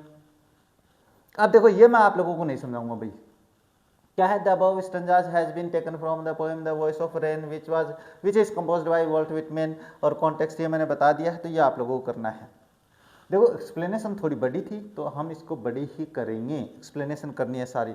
एक्सप्लेनेशन का मतलब है आप लोग उसका सार समझ रहे हो, तो एक्सप्लेनेशन को ऐसे मत छोड़ा करो आप लोग।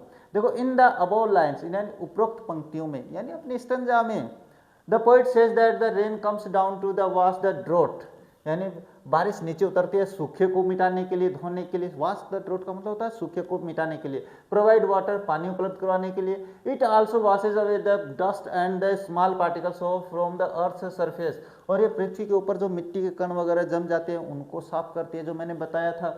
And the seeds inside the earth grow into plant because of the water provide by the rain, और जो अपने पास बीज पृथ्वी में जमे हुए हैं, अपने पास गड़े हुए हैं, उनमें भी अपने पास जान देती है और ये पौधे बनते हैं। इसके अलावा it gives life to that seeds, और ये अपने पास बीजों को भी जान देती है, प्राण देती है उसमें। It says that day and night it provides life, यानी रात और दिन ये जान प्राण अपने पास जो प्राण है वो देती है। केयर, परवाह करती है।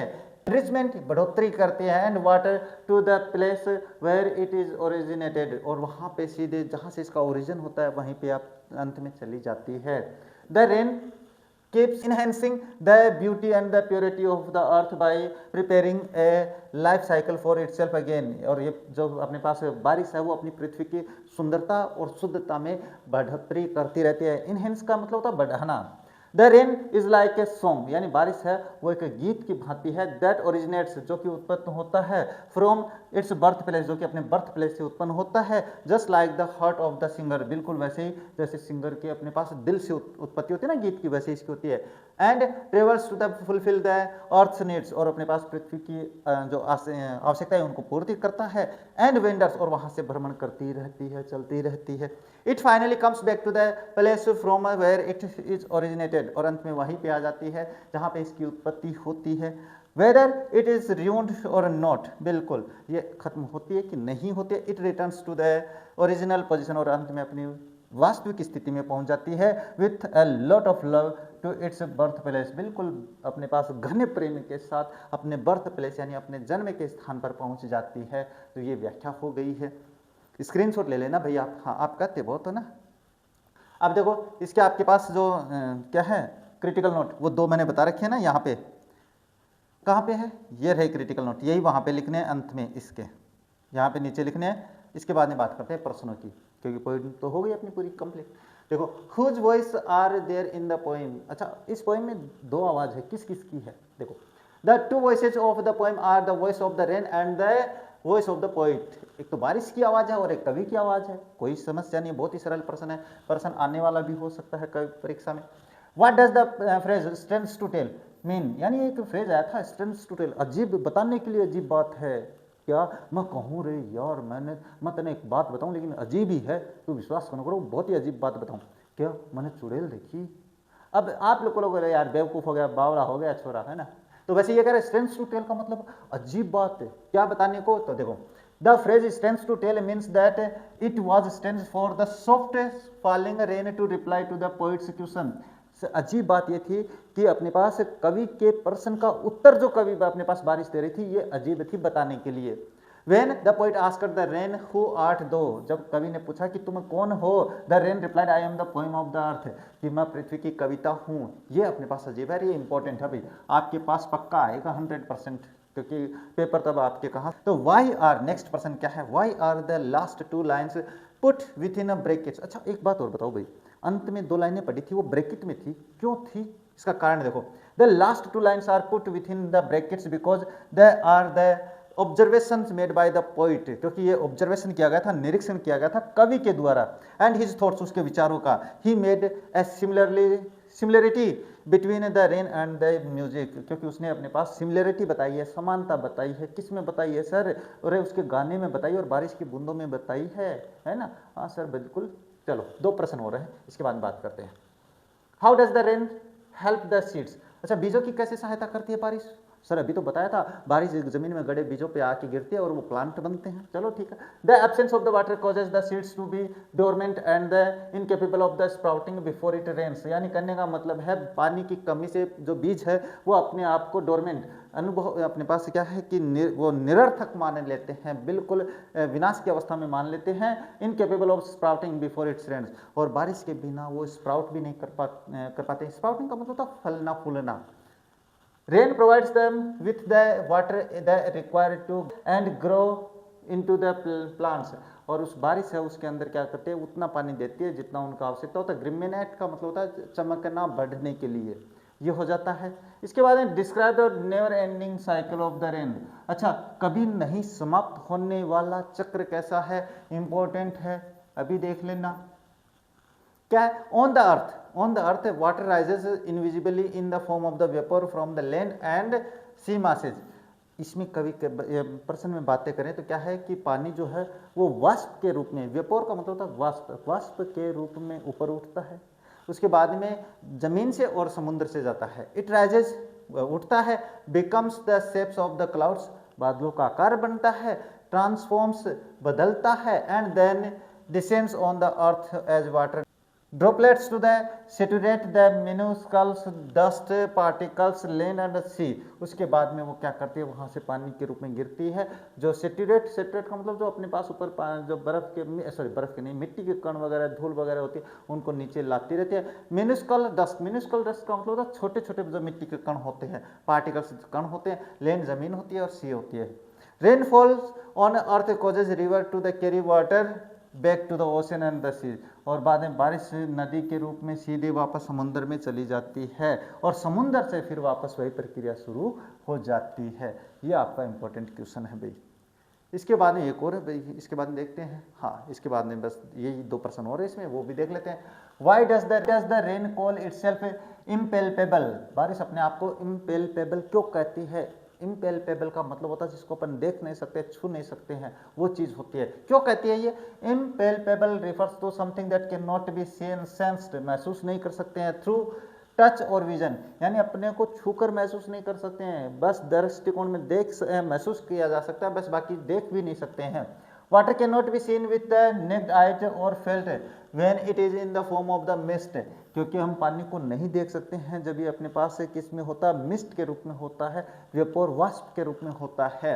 The vapour ascends to the sky, और जो वेपर होती है, वाष्प होती है, वो आसमान में उठती है। Condenses and creates rain producing clouds, और वहाँ पे अपने आप को उठाकर बदलती है। कंडेंसेस का मतलब होता है बदल लेना, आकार प्रकार लेना, और क्या बनाती है, रेन प्रोड्यूसिंग क्लाउड्स यानी बारिश वाले बादल बनाते हैं। We are concerns of the processes, हमें प्रोसेस के बारे में पता है, but we are unable to see it, लेकिन हम देख नहीं पाते। अरे अपन कहाँ देखते हैं कि समुद्र से पानी ऊपर जा रहा है, बाद में बादल बन रहे हैं, ये कुछ नहीं देख पाते हैं।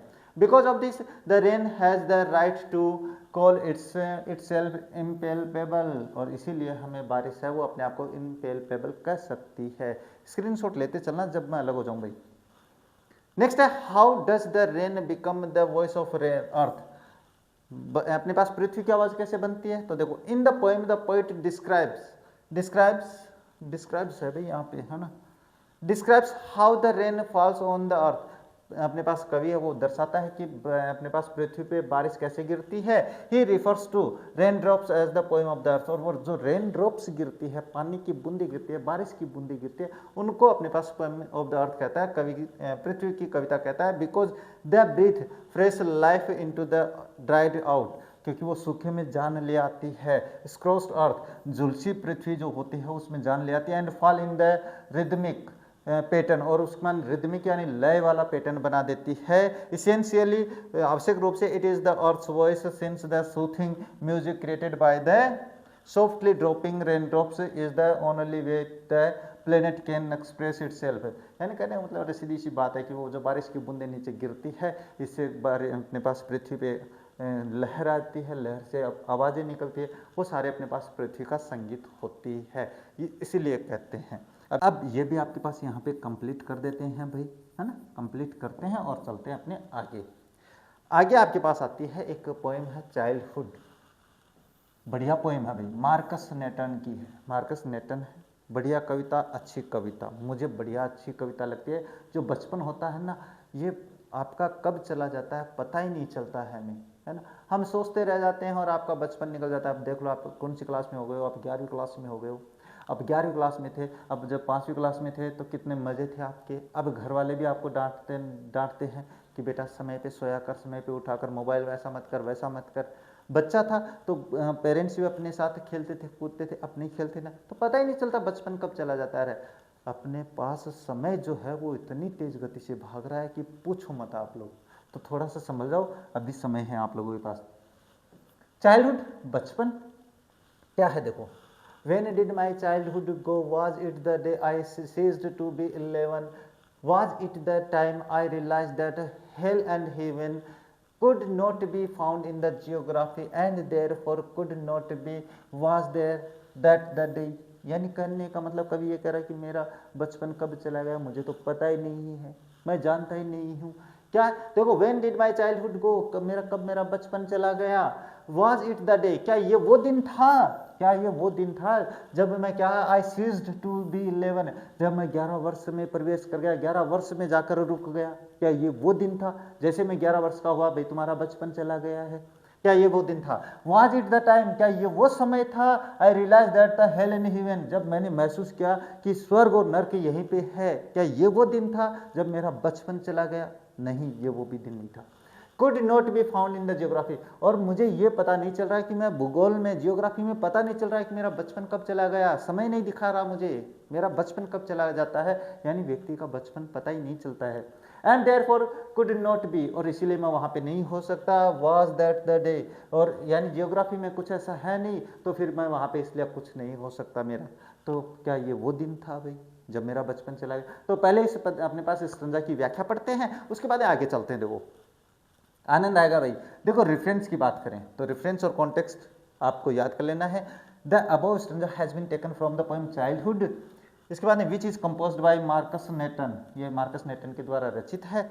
कॉन्टेक्स्ट में क्या है, the poem highlights the transition from a child's innocent belief to an adult's logical reasoning, यानी कहने का मतलब जो बच्चा होता है उसके इनोसेंट भोलेपन के बारे में बताता है। और जो एडल्ट्स होते हैं, एडल्ट्स कौन होते हैं, जो आपकी उम्र में होते हैं, है ना, अपने पास बाल्यावस्था के बाद की जो अवस्था होती है वो एडल्ट्स होती है, वो अपने रोज जो तार्किक रीजनिंग लेके आते हैं उसके बारे में ये कविता है वो बात करती है।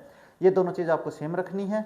इसके बाद में देखो बात करते हैं नेक्स्ट आए तो पहले एक्सप्लेनेशन, उसके बाद में ये देखो ये दोनों तो बहुत ही हैं सेम रखे हैं, तो इसके बारे में ज़्यादा बात नहीं करेंगे। इन this stanza the poet wonders, इस स्टंजा में कवि आश्चर्यचकित होता है about the specific moment when the childhood ended, वो उस पल के बारे में आश्चर्यचकित होता है कि बचपन कब चला जाता है, समाप्त होता है। He questions if it was the day he turned 11, और वो ये प्रश्न उठाता है क्या मैं जब 11 वर्ष का हुआ था तब मेरा बचपन चला गया, इस बारे में सोचता है। और when he realise that the concepts like hell and heaven are not real places found on the map but merely ideas, और ये वो दिन था जब मुझे एहसास हो गया भाई जो स्वर्ग और नर्क है वो अपने पास जियोग्राफी में अपने इस धरातल पे नहीं मिलते हैं, वो केवल एक बार काल्पनिक स्थान है। क्या ये वो दिन था जब मुझे ये एहसास हुआ? दिस रियलाइजेशन, ये जो विश्वास होता है, जो अपने पास रियलाइजेशन है, वास्तविकता है marked the loss of her innocence, जो कि उसके भोलेपन को खो देती है, and beginning of the rational life, और उसकी तार्किक सोच है, थिंकिंग, अभी जो तार्किक सोच है वो शुरू हो जाती है। ये आपके पास स्टंजा हो जाता है। बढ़िया है ना, मैंने कहा था ना बढ़िया है, ये सीखने वाली कविता। अब ये दोनों पॉइंट है वो आपको कर लेने हैं, ये बताते बताते थक गया हूं मैं। इसके बाद आगे चलते हैं, देखो क्या है। When did my childhood go, अब वापस दूसरा स्टंजा यहीं से शुरू होता है कि मेरा बचपन कब चला गया। Was it the time I realized that adults were not all the seemed to be, क्या ये वो समय था, क्या उस समय मेरा बचपन चला गया जब adults were not all the seemed to be, कि एडल्ट्स वो नहीं होते हैं जो वो दिखते हैं, यानी जैसा वो व्यवहार करते हैं वो एडल्ट्स नहीं होते हैं, बड़े नहीं होते हैं। They talked of love and the preached of love, वो केवल प्रेम की बातें करते हैं और प्रेम पे अपना उपदेश देते हैं। जो एडल्ट्स होते हैं ना आपकी उम्र के, वो ऐसे ही बात करते हैं, प्रेम पे उपदेश देते हैं कि प्रेम सबसे बड़ी चीज़ होती है, प्रेम से ये होता है वो होता है, कुछ नहीं होता है, सब गलतफहमी है। इसके बाद but did not act so lovingly, लेकिन वो सारे बात प्रेम की करते हैं। आपकी उम्र के जो लोग होते हैं वो प्रेम की बातें करते हैं, प्रेम पे उपदेश देते हैं, लेकिन सबसे बड़ी समस्या यह है कि वो क्या but did not act so lovingly, लेकिन वो इतने प्रेम से कार्य नहीं करते हैं, इतने प्रेम से लोगों के साथ पेश नहीं आते हैं। वाज दैट द डे, क्या वो दिन था जब मेरा बचपन चला गया था। अब देखो इसकी व्याख्या कर लेते हैं। अब देखो रेफरेंस और कॉन्टेक्स्ट में नहीं समझाऊंगा, ये आप लोगों को बता दिया है, ये आपको करने हैं। इसके बाद है इसकी व्याख्या करते हैं। व्याख्या करेंगे तो क्या, देखो इन द अबव स्टंजा, इस उपरोक्त स्टंजा में the poet again repeats the same question, वापस वही प्रश्न दोहराता है। When did his childhood go, कि उसका बचपन कब चला गया। He wonders about the day when he started seeing the world with a new perceptions that adults are hypocrites and are not how they seemed to be, क्या मैं ये वो दिन था, ये महसूस करता है कि अपने पास एक जो नई अवधारणा आती है एडल्ट्स की, यानी आपकी उम्र के बच्चों की, वो हाइपोक्राइट्स होती है, बिल्कुल काल्पनिक होती है, और वो जैसा दिखते हैं वैसा होता नहीं है। ये तो बता ही दिया मैंने। The adults who talked of love, जो अपने पास बड़े जो बच्चे हैं प्रेम के बारे में बात करते हैं, प्रीस्ट ऑफ लव, उपदेश देते हैं प्रेम का, and yet never behaved so lovingly, फिर भी वो अपने पास इतना प्यार भरा व्यवहार नहीं रखते हैं। They are double faced in the reality, वास्तविकता की बात करें तो जो आपकी उम्र के होते हैं, जो एडल्ट्स होते हैं, वो डबल फेस वाले होते हैं, दो चेहरे लिए होते हैं। Was that that day when his childhood को, क्या ये वो दिन था जब उसका बचपन चला गया। नेक्स्ट बात करें, नेक्स्ट आता है व्हेन डिड, नेक्स्ट अपने पास स्टंजा यहीं से शुरू होता है भाई, तो ये शुरू कर लेते हैं इसके। हाँ, ये क्रिटिकल नोट वगैरह है इसमें, ये आपको करने हैं भाई। क्रिटिकल नोट मैं नहीं बता रहा हूँ तो इसका मतलब क्योंकि सेम है, ये पिछले पोएम में भी थे। आगे है when did my childhood go, was it when I found my mind was really mine to use whichever was way I choose, producing thoughts that were not those of other people but my own and mine alone, was that the day, क्या ये वो दिन था। अब देखो इसकी explanation ही करवाई है मैंने, इसकी आपको रेफरेंस भी लिखनी है भाई, ऐसा नहीं है कि इसकी रेफरेंस नहीं लिखोगे, इसकी रेफरेंस लिखनी है, इसका कॉन्टेक्स्ट भी लिखना है, ठीक है। ये दोनों लिखने के बाद आपको ये करना है एक्सप्लेनेशन। एक्सप्लेनेशन में क्या है, देखो third stanza the poet deliberates on the same questions, तीसरे अपने पास तीसरे स्टंजा पे भी उसी प्रश्न पे विचार विमर्श करता है। About when he lost his childhood, कि उसने अपना बचपन कब खोया। He asked himself about possibilities, और उसने अपने पास जो संभावनाएं हैं वो व्यक्त करता है। He wonders about the day he realise that his mind was his own, पहली बार जब उसको लगता है कि हाँ मेरा दिमाग मेरा है, दूसरों का नहीं है, यानी मैं अब मेरे मन के अनुसार काम करता हूँ, दूसरे के अनुसार नहीं। एंड कुड यूज इट, और मैं अपने दिमाग का जो का प्रयोग है वो कर सकता हूँ, द वे ही वांट्स, बिल्कुल उसी तरीके से जैसे मैं चाहता हूँ। जैसे आप थोड़े से बड़े होते हो तो आप अपने पेरेंट्स के खिलाफ भी जाके काम करना शुरू कर देते हो, क्योंकि आपको लगता है आप बड़े हो गए हो रहे, लेकिन ऐसा वास्तविकता में नहीं होता है। When he realized that he could produce his own thoughts, या यह उसे तब महसूस होता है जबकि मैं अपने खुद के विचार व्यक्त कर सकता हूँ, which were not bound by anyone, जो कि दूसरों के द्वारा बंधे हुए नहीं है, दूसरे उस पर कोई अपने पास वो पाबंद नहीं लगाए हुए हैं। When he sensed his own individuality, जब वो अपनी खुद की व्यक्तिगत यानी पर्सनल जीवन को देखता है, एंड ए सेपरेट पर्सनैलिटी, और एक अलग से पर्सनैलिटी व्यक्तित्व को देखता है, was that the day he lost his childhood, क्या ये वो दिन था जब उसने अपना बचपन खो दिया था। अब ये मेरे हिसाब से आपकी जो पोइट्री है वो कंप्लीट हो जाती है।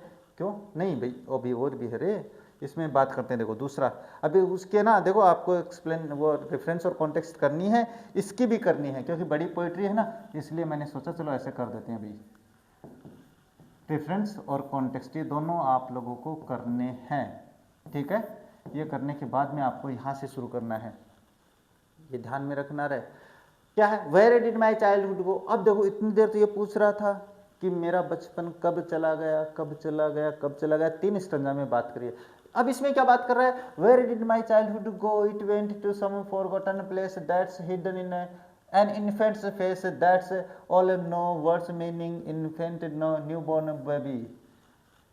चलो बात करते हैं इसके बारे में। ये शायद वर्ड मीनिंग अपने पास आ गया है ना, ये नहीं है इसमें, ये छोड़ देते हैं और इसके बाद में बात करते हैं। वर्ड मीनिंग है भाई कि इन्फेंट कौन होता है, न्यूबॉर्न बेबी होता है। देखो अब कवि चौथे पैराग्राफ में क्या पूछ रहा है, वो पूछ रहा है कि मेरा बचपन चला कहाँ गया। मैंने कहा था ना कि बचपन को जाते समय नहीं लगता है रे, जब आप बचपन में बिल्कुल आज़ादी से घूमा करते थे। आज आप लोगों पे पाबंद लगा रखा है, घर वालों ने भी लगा रखा है, बड़े बुजुर्ग भी टोक देते हैं। ऐसा क्यों, क्योंकि जब आप बचपन में होते हैं तो प्यारे होते हो, छोटे होते हो, तो सबको लगता है कि बच्चा गलती कर देगा, लेकिन आपकी उम्र में अगर कोई गलती करता है तो वो गलती नहीं होती है, वो गलती नहीं मानते हैं, फिर वो आपके लिए मुसीबत हो जाती है। अब ये पूछ रहा है मेरा बचपन कहाँ चला गया, it went to the some forgotten place, एक ऐसे स्थान पे चला गया है जिसको भुला दिया गया है। अब आपके मन में जो बातें चल रही है ना, वो ये चल रही है कि मेरा बचपन कब चला गया, तो आपको याद आता है अरे यार मैं उस जमाने में, इसका मतलब वो अपन समय भूल चुके हैं कि अरे मैं बचपन में ना बठे खेला करता, यहाँ खेला करता, यहाँ कराया करता। याद आती है कि नहीं, याद आती है, बिल्कुल आती है। तो ये बात कर रहा है। इसके बाद that's hidden in the infants face, और वो जो आपका बचपन है वो कहाँ छुपा है, वो एक नवजात शिशु जो होता है, जो आपके पास 5 साल का जो बच्चा होता है, उसके चेहरे को देख के फिर आपको आता है कि हम भी कभी किसी ज़माने में ऐसा था, तो उसके चेहरे पे चला गया है आपका बचपन। दैट्स ऑल आई नो, मैं बस यही जानता हूँ। ये वर्ड मीनिंग आ गए भाई आपके पास, ये नहीं है वर्ड मीनिंग। इन्फेंट जो शब्दों का अर्थ आता है ना अपने पास पोइट्री के अंत में, तो इसकी एक्सप्लेनेशन कर लेते हैं। आपको रेफरेंस और कॉन्टेक्स्ट दोनों लिखनी है। क्या है देखो, इन द लास्ट स्टैंजा, ये अंतिम स्टैंजा है भाई आप लोगों के पास। The poet remorses about his lost childhood, अपने खोए हुए बचपन के बारे में पूछता है। अब क्या पूछता है, he concludes that his childhood had gone to some forgotten place, यानी कहने का मतलब वो बाद में ये अनुमान लगाता है कि उसका बचपन ऐसे खोए हुए स्थान पे चला गया है, which will never come back, जो कि वापस नहीं आएगा। तो बिल्कुल सही बात है, आपका बचपन कभी वापस नहीं आना है। He cherished his innocence which vanished now, वह अपने innocence भोलापन जो था उसको देखता है, जो कि अब गायब हो गया है, जो कि चला गया है। Could be only seen in a baby's face, जो केवल एक बच्चे के चेहरे पे देखा जा सकता है। He only has sweet memories of his childhood, वह बस एक प्यारी सी यादें हैं आपके दिमाग में, which would soon fade away, जो कि जल्दी गायब हो जाएगी। जैसे जैसे आप उम्र में बढ़ते जाते हो वैसे वैसे बचपन की यादें चली जाती है। He also conveyed a message that the innocence of the childhood stays till the time one is an infant, और ये समय तब तक रहता है जब एक बच्चा शिशु रहता है। And that is all he knows, भाई यहाँ पे ही नोज है कि वो इतना ही है जो कुछ वो जानता है। ये आपके पास हो जाती है पोइट्री कंप्लीट। आपको इसके रेफरेंस, कॉन्टेक्स्ट और क्रिटिकल नोट लिखने हैं, मैं बता देता हूँ भाई। अब बात करते हैं प्रश्नों के बारे में। अब इसके प्रश्न कौन से है देख लो। प्रश्नों की बात करें, what according to the poem is involve in the process of the growing up, यानी क्या प्रक्रिया अपनाए रखती है भाई बड़े होने में, तो वो बात कर लेते हैं। अकॉर्डिंग टू द पोएम, यानी कविता के अनुसार the process of the growing up, बड़े होने में क्या क्या सम्मिलित है। इन्वॉल्व्स अटेनिंग मेच्योरिटी, बिल्कुल परिपक्वता है। बिकमिंग एट रेशनल, तार्किक होता है। लॉजिकल थिंकर, एक तर्क सोचने वाला होता है। When the poet became an adult, जब कवि एक एडल्ट बनता है, he was able to see the hypocrisy in other people, वो हाइपोक्रेसी यानी कल्पनात्मकता देखता है दूसरे लोगों में। He could distinguish in the behaviour of the double standard preach, वह दो तरीके से अपने पास जो उपदेश दिए जाते हैं उनको देखता है। एंड टॉक ऑफ लव, और प्रेम की बातें करता है। A grown up can tell a difference between reality and fantasy, एक ग्रोन अप यानी कि जो एडल्ट होता है, बड़ा व्यक्ति होता है, जवान बच्चा होता है, वो कल्पना में और वास्तविकता में अंतर जानता है। A mature person stresses on his thoughts, वो अपने अपने वक्तव्यों पे जोर देता है। And is capable of having his oven opinion, और अपने दृष्टिकोण, अपने तथ्य वो रख सकता है। इसका स्क्रीनशॉट ले लेना भाई। नेक्स्ट आता है what is the poets feeling toward childhood. अच्छा, बचपन के बारे में क्या राय है उसकी, यानी उसकी मतलब कवि की राय। देखो, the poet feels that childhood is very happy period of everyone's life, बचपन जो होता है वो प्रत्येक व्यक्ति के जीवन का सबसे खुशनुमा समय होता है, वो होता है भाई। चाइल्डहुड इज ट्रू, वह एक सत्य होता है, सही होता है, शुद्ध होता है, एंड इनोसेंट, भोलापन होता है। Free from all the complexities, और सभी जटिलताओं से फ्री रहता है, किसी बात की चिंता नहीं होती है। And evil of this material world, और बिल्कुल अपनी ये जो धात्विक दुनिया है इसकी बुराइयों से दूर रहता है। उसे कोई फर्क नहीं पड़ता है दुनिया में चोरी हो रही है, कांड हो रहे हैं, अपने पास अपराध हो रहे हैं, कोई फर्क नहीं पड़ता उसको। A child believes in God, एक भगवान में भरोसा करता है। हेवन, स्वर्ग में भरोसा करता है, प्रेम में भरोसा करता है, इट एक्सेट्रा, सारी बातें करता है। And feels that what ever is spoken is true, और वो यही मान लेता है कि जो कुछ बताया जा रहा है वो ही सत्य है। He is not aware of the hypocrisy, वो कल्पनाओं में जो दुष्टता भरी पड़ी है ना उनके प्रति वो जागरूक नहीं है। And evils of the world of the adults, और बड़े की जो बुराइयां हैं उसके बारे में नहीं जानता है। And who speaks sweetly about love, जो कि बिल्कुल प्यार से प्रेम के बारे में बात करते हैं, but act in the completely opposite way in the actual life, लेकिन वास्तविक दुनिया में बिल्कुल उसके विपरीत व्यवहार करते हैं, ये जानता है। अब ये स्क्रीनशॉट ले लेना। अब बात करें इसके बारे में क्या है। When does a child become an adult, एक बच्चा है वो एडल्ट कब बन जाता है आपके अनुसार। देखो, growing up is a complicated process, देखो बहुत ही जटिल प्रक्रिया, कोई किसी को पता नहीं है भाई। That involves the development of the ones body, जो कि अपने शरीर के विकास में निर्भर करता है, माइंड, मन पे, दिमाग पे, सोशल लाइफ, सामाजिक जीवन पे। When a youngster can live on his oven, जब अपने पास यंगस्टर अपने आप में रहना शुरू कर देता है। And take care of his own duties, और अपने कर्तव्यों के प्रति क्या बना लेता है, परवाह कर सकता है, देखभाल कर सकता है। He is considered to be adult, तो फिर उसको अपने पास बड़ा मान लिया जाता है, एडल्ट मान लिया जाता है। In order to build his own beliefs, अपने विश्वास बनाने के लिए, एंड पर्सपेक्टिव्स, अपने पहलू बनाने के लिए। ही also develops his oven thoughts process, अपने खुद के विचारों की प्रक्रिया शुरू कर देता है। तो ये आ जाता है चाइल्डहुड। अब यहाँ पे शायद हाँ ये पोइट्री आपकी कंप्लीट हो जाती है भाई, है ना, कंप्लीट हो गई है भाई, कोई बात नहीं, कंप्लीट आज करेंगे अपनी इस क्लास को, काफ़ी बड़ी हो गई है रह। अगली जो पोइम है ये भी बढ़िया पोइम है भाई आपकी, मुझे बढ़िया लगती है, ये दोनों कविताएं बहुत शानदार है आप लोगों की। क्या है, एलिजाबेथ जेनिंग्स की है, एलिजाबेथ जेनिंग्स ने लिखी है।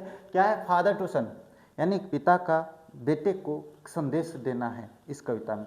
और इस कविता में बढ़िया संदेश मिलता है। एक बेटा, एक जो पिता होता है वो अपने बच्चे से क्या चाहता है, वो सारी बातें इसमें होती है। तो देखो मैं बता देता हूँ कहाँ पे, यहाँ से शुरू करते हैं।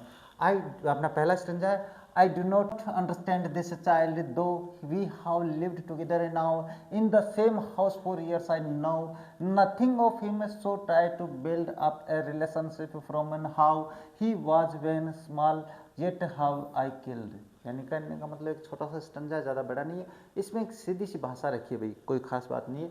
तो आई do not understand this child, एक फादर वो अपने बच्चे के बारे में कह रहे, मैं इस बच्चे को नहीं समझ पाता हूँ। क्यों नहीं समझ पाता हूँ, आगे बताऊँगा क्यों नहीं समझ पाता हूँ। फिलहाल दो we have lived together now, यद्यपि हम दोनों साथ रहते हैं कहाँ से, in the same house for years, कई वर्षों से हम दोनों एक ही घर में एक ही छत के नीचे रहते हैं, फिर भी मैं इस बच्चे को नहीं समझ पाता हूँ। आपके फादर्स भी आपको समझ नहीं पाते हैं। आई नो नथिंग ऑफ हिम, मैं उसके बारे में कुछ नहीं जानता हूँ, क्योंकि जब बच्चा बड़ा होता जाता है तो फिर वो बातें छुपाना शुरू कर देता है अपने फादर से, अपने पेरेंट्स से। So try to build up a relationship from how, तो अब उससे मुझे एक रिश्ता बनाना है, एक नया रिश्ता कैसे बनाऊं।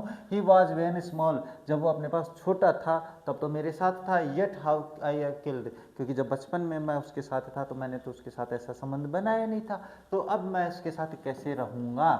देखो डिफरेंस मैं यहाँ पे बता रहा हूँ, एक जगह बता देता हूँ, इसके बाद में आगे जितने भी स्टैंजा उसमें आपको लिखना है। The above stanza has been taken from the poem Father to Son, which is composed by Elizabeth Jennings. Context में this poem highlights the emotional gap between the father and the son. इसमें अपने पास पिता और पुत्र के बीच का जो भावनात्मक गैप है, स्पेस है, उसको व्यक्त करती है कवयित्री। अब इसकी देखो अपने एक्सप्लेनेशन करें तो क्या है, in the above stanza the poet shares his feelings about his relationship with his son, यानी जो इसमें अपने पास कवि है वो अपने क्या है भाई, कवि वो अपनी भावनाएं व्यक्त करता है अपने बेटे के साथ। क्या है, he says that although they both had lived together in the same house for many years, कई वर्षों से एक ही घर के नीचे रहते हैं, एक ही घर में रहते हैं, yet he doesn't understand him, फिर भी वो अपने बेटे को नहीं समझ पाता है। he doesn't know anything about his son, वो अपने बेटे के बारे में कुछ नहीं जानता है। his likes and dislikes, वो उसके पसंद क्या है, उसकी नापसंद क्या है, इनके बारे में तो मैं जानता ही नहीं हूँ। आप मैंने बता दिया भाई, आप बताते भी नहीं हो। he tries to build up a relationship with him from the time he was when and small, और वो उसके साथ उस समय से अपने पास उसके साथ संबंध बनाने की कोशिश करता है, रिश्ता बनाने की कोशिश करता है जब वो छोटा था। His son has changed as he has grown up, क्योंकि अब उसका जो बच्चा है बड़ा हो गया, बदल गया है, क्योंकि वो बड़ा हो चुका है। क्रिटिकल नोट में देखो यही वही दो बातें मैंने लिखी है, इसका मतलब ये दोनों लाइन आप हर किसी पोएम को चिपका सकते हो, और वो चिपकाने वाला नियम है। आगे वाला स्टैंजा क्या कह रहा है, देखो इसमें एक्सप्लेनेशन करवाइए, तीनों चीज आपको लिखनी है, मैं नहीं करवाऊंगा क्योंकि बड़ी होती जा रही है क्लास। क्या है, the seed I spent or sown it where the land is his and none of mine, we speak like stranger there's no sign of understanding in the air, this child is build to my design, yet what he loves I can not share. चलो यहाँ पे पढ़ते हैं। क्या है, देखो the seed I spent or sown it वहेर, यानी एक बीज जो मेरा खो गया था या मैंने जहाँ पे बोया था, द लैंड इज हिज, वो जमीन उसकी है, एंड नन ऑफ माइन, मेरा कुछ नहीं है, यानी वो बीज मेरा है, वो फसल मेरी नहीं हो सकती है, वो यही बता रहा है भाई। वी स्पीक्स लाइक स्ट्रेंजर, हम अजनबियों की तरह बात करते हैं, देयर नो साइन, वहाँ पे कोई संकेत ही नहीं है, of understanding in their the air, और जो वातावरण रहता है ना हमारे बीच में, ऐसा हवा में कोई तालमेल ही नहीं है। अब पिता बैठता है, बेटा जाता है वहाँ पे, तो दोनों के बीच में अजीब सा माहौल हो जाता है, वैसा ही माहौल यहाँ पे है। This child is built to my design, हाँ यद्यपि ये जो बच्चा मेरी डिजाइन का, मेरी नकल का, यानी कहते नहीं ये तो अपने पिता पे गया है, बिल्कुल वैसे ही। Yet what he loves I can not share, फिर भी मैं ये नहीं बता सकता कि वो क्या चाहता है, वो क्या चाहता है मैं बता ही नहीं सकता, बांट ही नहीं सकता। चलो एक्सप्लेनेशन बताते हैं, इससे पहले आपको रेफरेंस और कॉन्टेक्स्ट दोनों करने हैं।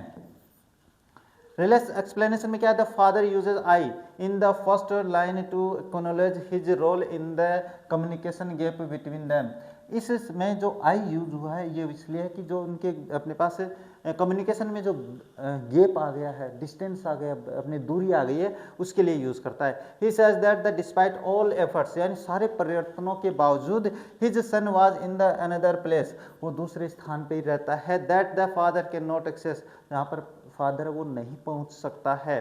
दे used to talk to each other like strangers, वो अजनबियों की तरह बात करते हैं, and there was no sign of understanding between them, और वहाँ पे समझ की कोई भावना ही नहीं है वहाँ उन दोनों के बीच में। His child used to look like him and yet he didn't know what his son loved, और देखो जो बेटा वो अपने पिता की तरह दिखता है, लेकिन फिर भी पिता उसके बारे में नहीं जानता है कि वो क्या चाहता है। ये बात इसके लिए नहीं है, ये बात हर एक पिता पुत्र के लिए लागू हो जाती है, क्योंकि एक जो फादर होता है वो नहीं समझ पाता है, एक जो बेटा होता है वो भी बाद में अपने फादर से दूरी बना लेता है। क्यों? क्योंकि वो अपने बातें नहीं बता सकता। नेक्स्ट बात करें तो फिर आता है, देखो यहाँ पे Silence surrounds us. I would have him prodigal returning to his father's house, the home he knew, rather than he see him make and move his world, I would forgive him too, shaping from sorrow and new love। चलो ठीक है, कोई बात नहीं, पढ़ लेते हैं भाई, ज़्यादा टफ नहीं है। साइलेंस सराउंड्स अस, यानी हम दोनों जब साथ में बैठते हैं तो शांति चारों तरफ आ जाती है। अभी बताया मैंने। I would how him prodigal returning to, और मैं उसको बिल्कुल पुराने ज़माने की तरीके से उसके साथ चलना चाहता हूँ। हिज फादर्स हाउस, ये उसके पिता का घर है। द होम ही न्यू, वह घर जिसको वो जानता है। Rather than see him make and move, जिसको वो अपने पास क्या है, देख सकता है, बना सकता है। हिज वर्ल्ड, अपनी दुनिया। I would forgive him too, मैं उसको फिर भी माफ़ कर सकता हूँ। Shaping from sorrow and new love, अपने पास एक नए प्रेम को आकार देने के लिए। ये हो जाता है। इसके रेफरेंस और कॉन्टेक्स्ट दोनों करने हैं भाई। एक्सप्लेनेशन देखिए तो there is silence between them, यानी दोनों के बीच में शांति है। As a child he was a prodigal son and now his father wanted him to return to his house, यानी करने का मतलब वो जब छोटा बच्चा था तो प्रोडिगल था, यानी पुराने ज़माने में बिल्कुल पिता के साथ खेलता था, अब वो उसी घर में वापस जाना चाहता है। द सन ही न्यू, उस बेटे के, द वन है भाई, द वन ही न्यू, जिसको वो जानता था। He didn't want his son to move around, वह ये चाहता है कि उसका बेटा चारों तरफ चक्कर ना काटे। And make his own world, और अपनी दुनिया न बनाए। He was ready to forgive him, वह माफ़ करने के लिए तैयार है। And let go of the sorrows he laid inside, और वो उन दुखों को भी बाहर निकाल सकता है, माफ़ कर सकता है जो उसके अंदर है। बिकॉज ऑफ हिम, क्योंकि उनके कारण से, बिकॉज ऑफ द डिस्टेंस, दूरी के कारण, बिटवीन द, उन दूरी के कारण। He wanted to love him again, वह उसको वापस प्रेम करना चाहता है। अगेन, AGAIN, ये आपके पास हो जाती है शायद पोएट्री कंप्लीट। नहीं, एक और है भाई, इसके बाद में शायद नहीं था, क्या है ये कर लेते हैं। Father and son we both must live on the same globe and the same land, we speaks I can not understand myself, why anger grows from grief, we each put out the empty hand longing for something to forgive। ये बढ़िया stanza है, exam में आने वाला है। देखो explanation है कई, ये देखो कि इसमें रेफरेंस क्यों नहीं करवाइए, तो रेफरेंस आपको करनी है, कॉन्टेक्स्ट आपको करना है, और क्रिटिकल नोट भी लिखना है, जो मैंने शुरू में करवा दिया है। इसमें क्या कर रहा है कि जो बेटा और फादर और पुत्र वो क्या है, we both must live on the same globe, हम एक सेम ग्लोब यानी सेम पृथ्वी पे रहते हैं, एक सेम जमीन पे रहते हैं। वी स्पीक्स, हम बातें करते हैं। आई कैन नॉट अंडरस्टैंड, फिर भी मैं समझ नहीं सकता हूँ। माई सेल्फ, अपने आप में। Why anger grows from grief, कि गुस्से से दुख में क्यों चला जाता हूँ। कभी कभी आपके पिता आप पे गुस्सा होते हैं, फिर उनको दुख भी होता है, तो ये सब क्यों होता है। We each put out an empty hand, हम दोनों के हाथ खाली हैं। Longing for something to forgive, कुछ ऐसी आशाओं के साथ जिनको हम माफ़ कर सकें या भूल सकें। देखो इसमें क्या एक्सप्लेनेशन है। The son speaks for the first time and explains what he feels, इसमें फर्स्ट टाइम है ना, अपना जो बेटा है वो बातें करता है, वो बताता है कि अपने पास क्या भावनाएं व्यक्त करता है। ही also feels sad about the distance between them, वो भी दुख महसूस करता है अपने उनके बीच में जो दूरी है। He shares that he is at a point where he doesn't understand himself, वो भी ये कहता है कि मैं उस बिंदु पर हूँ, उस अवस्था में हूँ जिसमें मैं अपने आप को नहीं समझ पाता, आपकी उम्र का। His anger arises out of the his sadness, उसके बाद अपने पास क्या है, एंगर, हाँ भाई वहाँ पे अपने पिता की नहीं बेटे की बात हो रही थी। हिज एंगर, उसका गुस्सा अराइजेज उठता है, आउट ऑफ द सैडनेस, दुख में उसका गुस्सा ऊपर आ जाता है। It is clear that on both sides lies the same frustration about the gap in their relationship, और बिल्कुल ये दोनों तरफ से है कि उनके जनरेशन गैप से, यानी अपने पास उनके जो गैप है ना, फ्रस्ट्रेशन, वो जो अपने पास जलन, जो अपने पास दर्द है, वो दोनों तरफ है भाई। The both wants to forgive each other, वो दोनों एक दूसरे को माफ़ करना चाहते हैं। And yet they can not find a solution to the problem, फिर भी उनके पास समस्या का समाधान नहीं है। Both of them put out an empty hand for the other to seek always in vain, दोनों के पास कोई शब्द नहीं है, दोनों हमेशा व्यर्थ में चले जाते हैं। ये आपकी एक्सप्लेनेशन हो जाती है, पोइट्री कंप्लीट हो जाती है। बढ़िया है, अच्छी है। अब इसकी अपने पास क्या देखनी है, इसके क्वेश्चन और देख लेते हैं, इसके बाद में देखो बात करते हैं। Does the poem talk of an exclusively personal experience or it is it fairly universal, क्या ये व्यक्तिगत है भाई या ये शाश्वत है, सभी की तरफ सार्वभौमिक है भाई, हर किसी की जगह यही मिलता है, हर जगह हर घर में ये देखने को मिलता है, बिल्कुल हर घर में देखने को मिलता है। देखो the poem father to son talks about a fairly universal experience, बिल्कुल शाश्वत अनुभव के बारे में बात करता है। शाश्वत अनुभव कौन सा होता है? जो हर जगह देखने को मिलता है। क्या है? हाँ ये आ गई। इसके बाद when a child is growing up, जब एक बच्चा बड़ा हो रहा होता है, the father is usually busy with the his work, जो पिता है वो बिजी रहता है कार्य में, वो उसके साथ समय नहीं बिता पाता है, and is not able to take out time for his child, और अपने बच्चे के लिए समय नहीं निकाल पाता है। हर किसी की समस्या यही है। When the father grows older and has free time, और जब पिता बुजुर्ग हो जाता है और उसके पास समय होता है, his son gets involved in his life, तो उसका बेटा फिर अपने जीवन में उलझ जाता है। बिल्कुल जैसे पिता है अपने, आप जब छोटे होते तो वो कमाने में लगा हुआ, जब वो बड़ा होता है तो फिर आप कमाने में चले जाते हो, and has no time for his old father, फिर उसके पास अपने पिता के लिए समय नहीं होता है। दिस साइकिल इज यूनिवर्सल, और ये जो चक्र है वो शाश्वत है भाई। बड़ा इंपॉर्टेंट क्वेश्चन है भाई, और बढ़िया बात है भाई, समझने वाली है। आगे वाला है, why is the father unhappy with his son, अच्छा पिता अपने पुत्र से क्यों अनहैप्पी है, दुखी है। Even though the share A home, यद्यपि एक ही घर में रहते हैं, the father is upset with his sun since the never connect, क्योंकि वो अपने पिता से, अपने बेटे से इसलिए अपसेट है क्योंकि वो अपने पास आपस में बातें नहीं करते हैं। दे कोएग्जिस्ट लाइक स्ट्रेंजर्स, वो एक अजनबियों की तरह घर में रहते हैं, and can not understand one another, एक दूसरे को समझ नहीं पाते हैं। They even have no common interests, यानी और दोनों के बीच में कोई समान रुचियां भी नहीं है। भाई जब पिता बुजुर्ग हो जाता है तो उसकी रुचियां अलग हो जाती है, आपकी अलग हो जाती है। जब आप छोटे होते हैं तो फिर आपकी अलग और पिता की अलग होती है। इसके बाद में identify the phrases that and lines that indicate distance between father and son, अच्छा वो लाइन कौन सी है जिसमें पिता और पुत्र के बीच में गैप दिखाया जाता है, दूरी दिखाई जाती है। देखो the phrase and the lines that indicate the distance between both of them are, देखो सबसे पहले तो है कि वो पंक्तियां कौन सी, I do not understand this child though we'll have lived together now in the same house for years, ये बात दूसरी आते, he speaks I can not understand myself, why anger grows from grief, yet what he loves I cannot share, I know nothing of him and silence surrounds us, ये सारी बातें हैं वो बताती है जिसमें ये लगता है कि हम दोनों के बीच में गैप है, दूरी है। नेक्स्ट क्या है, what kind of the relationship do the father and the son share, why is it so, कैसा अपने पास संबंध व्यतीत करते हैं, ऐसा क्यों है। देखो the father and the son have an strength relationship, यानी एक अजीब रिश्ता है, रिलेशनशिप है। Despite living under the same roof, एक छत के नीचे रहते हुए भी द बिहेव एज स्ट्रेंजर्स, अजनबियों की तरह व्यवहार करते हैं। Their interests are completely unrelated, और उनके जो रुचियां हैं वो भी अनरिलेटेड हैं, बिल्कुल दूर अलग अलग हैं। व्हाट हिज सन एंजॉयज, उसका बेटा क्या आनंद लेता है। The father keeps to himself, वो अपने पिता और फादर वो अपने आप में रखता है। Because there is a communication gap between the two, क्योंकि दोनों के बीच में वार्तालाप का गैप है, दूरी है। देयर इज नो अंडरस्टैंडिंग, वहाँ पे समझ नहीं है।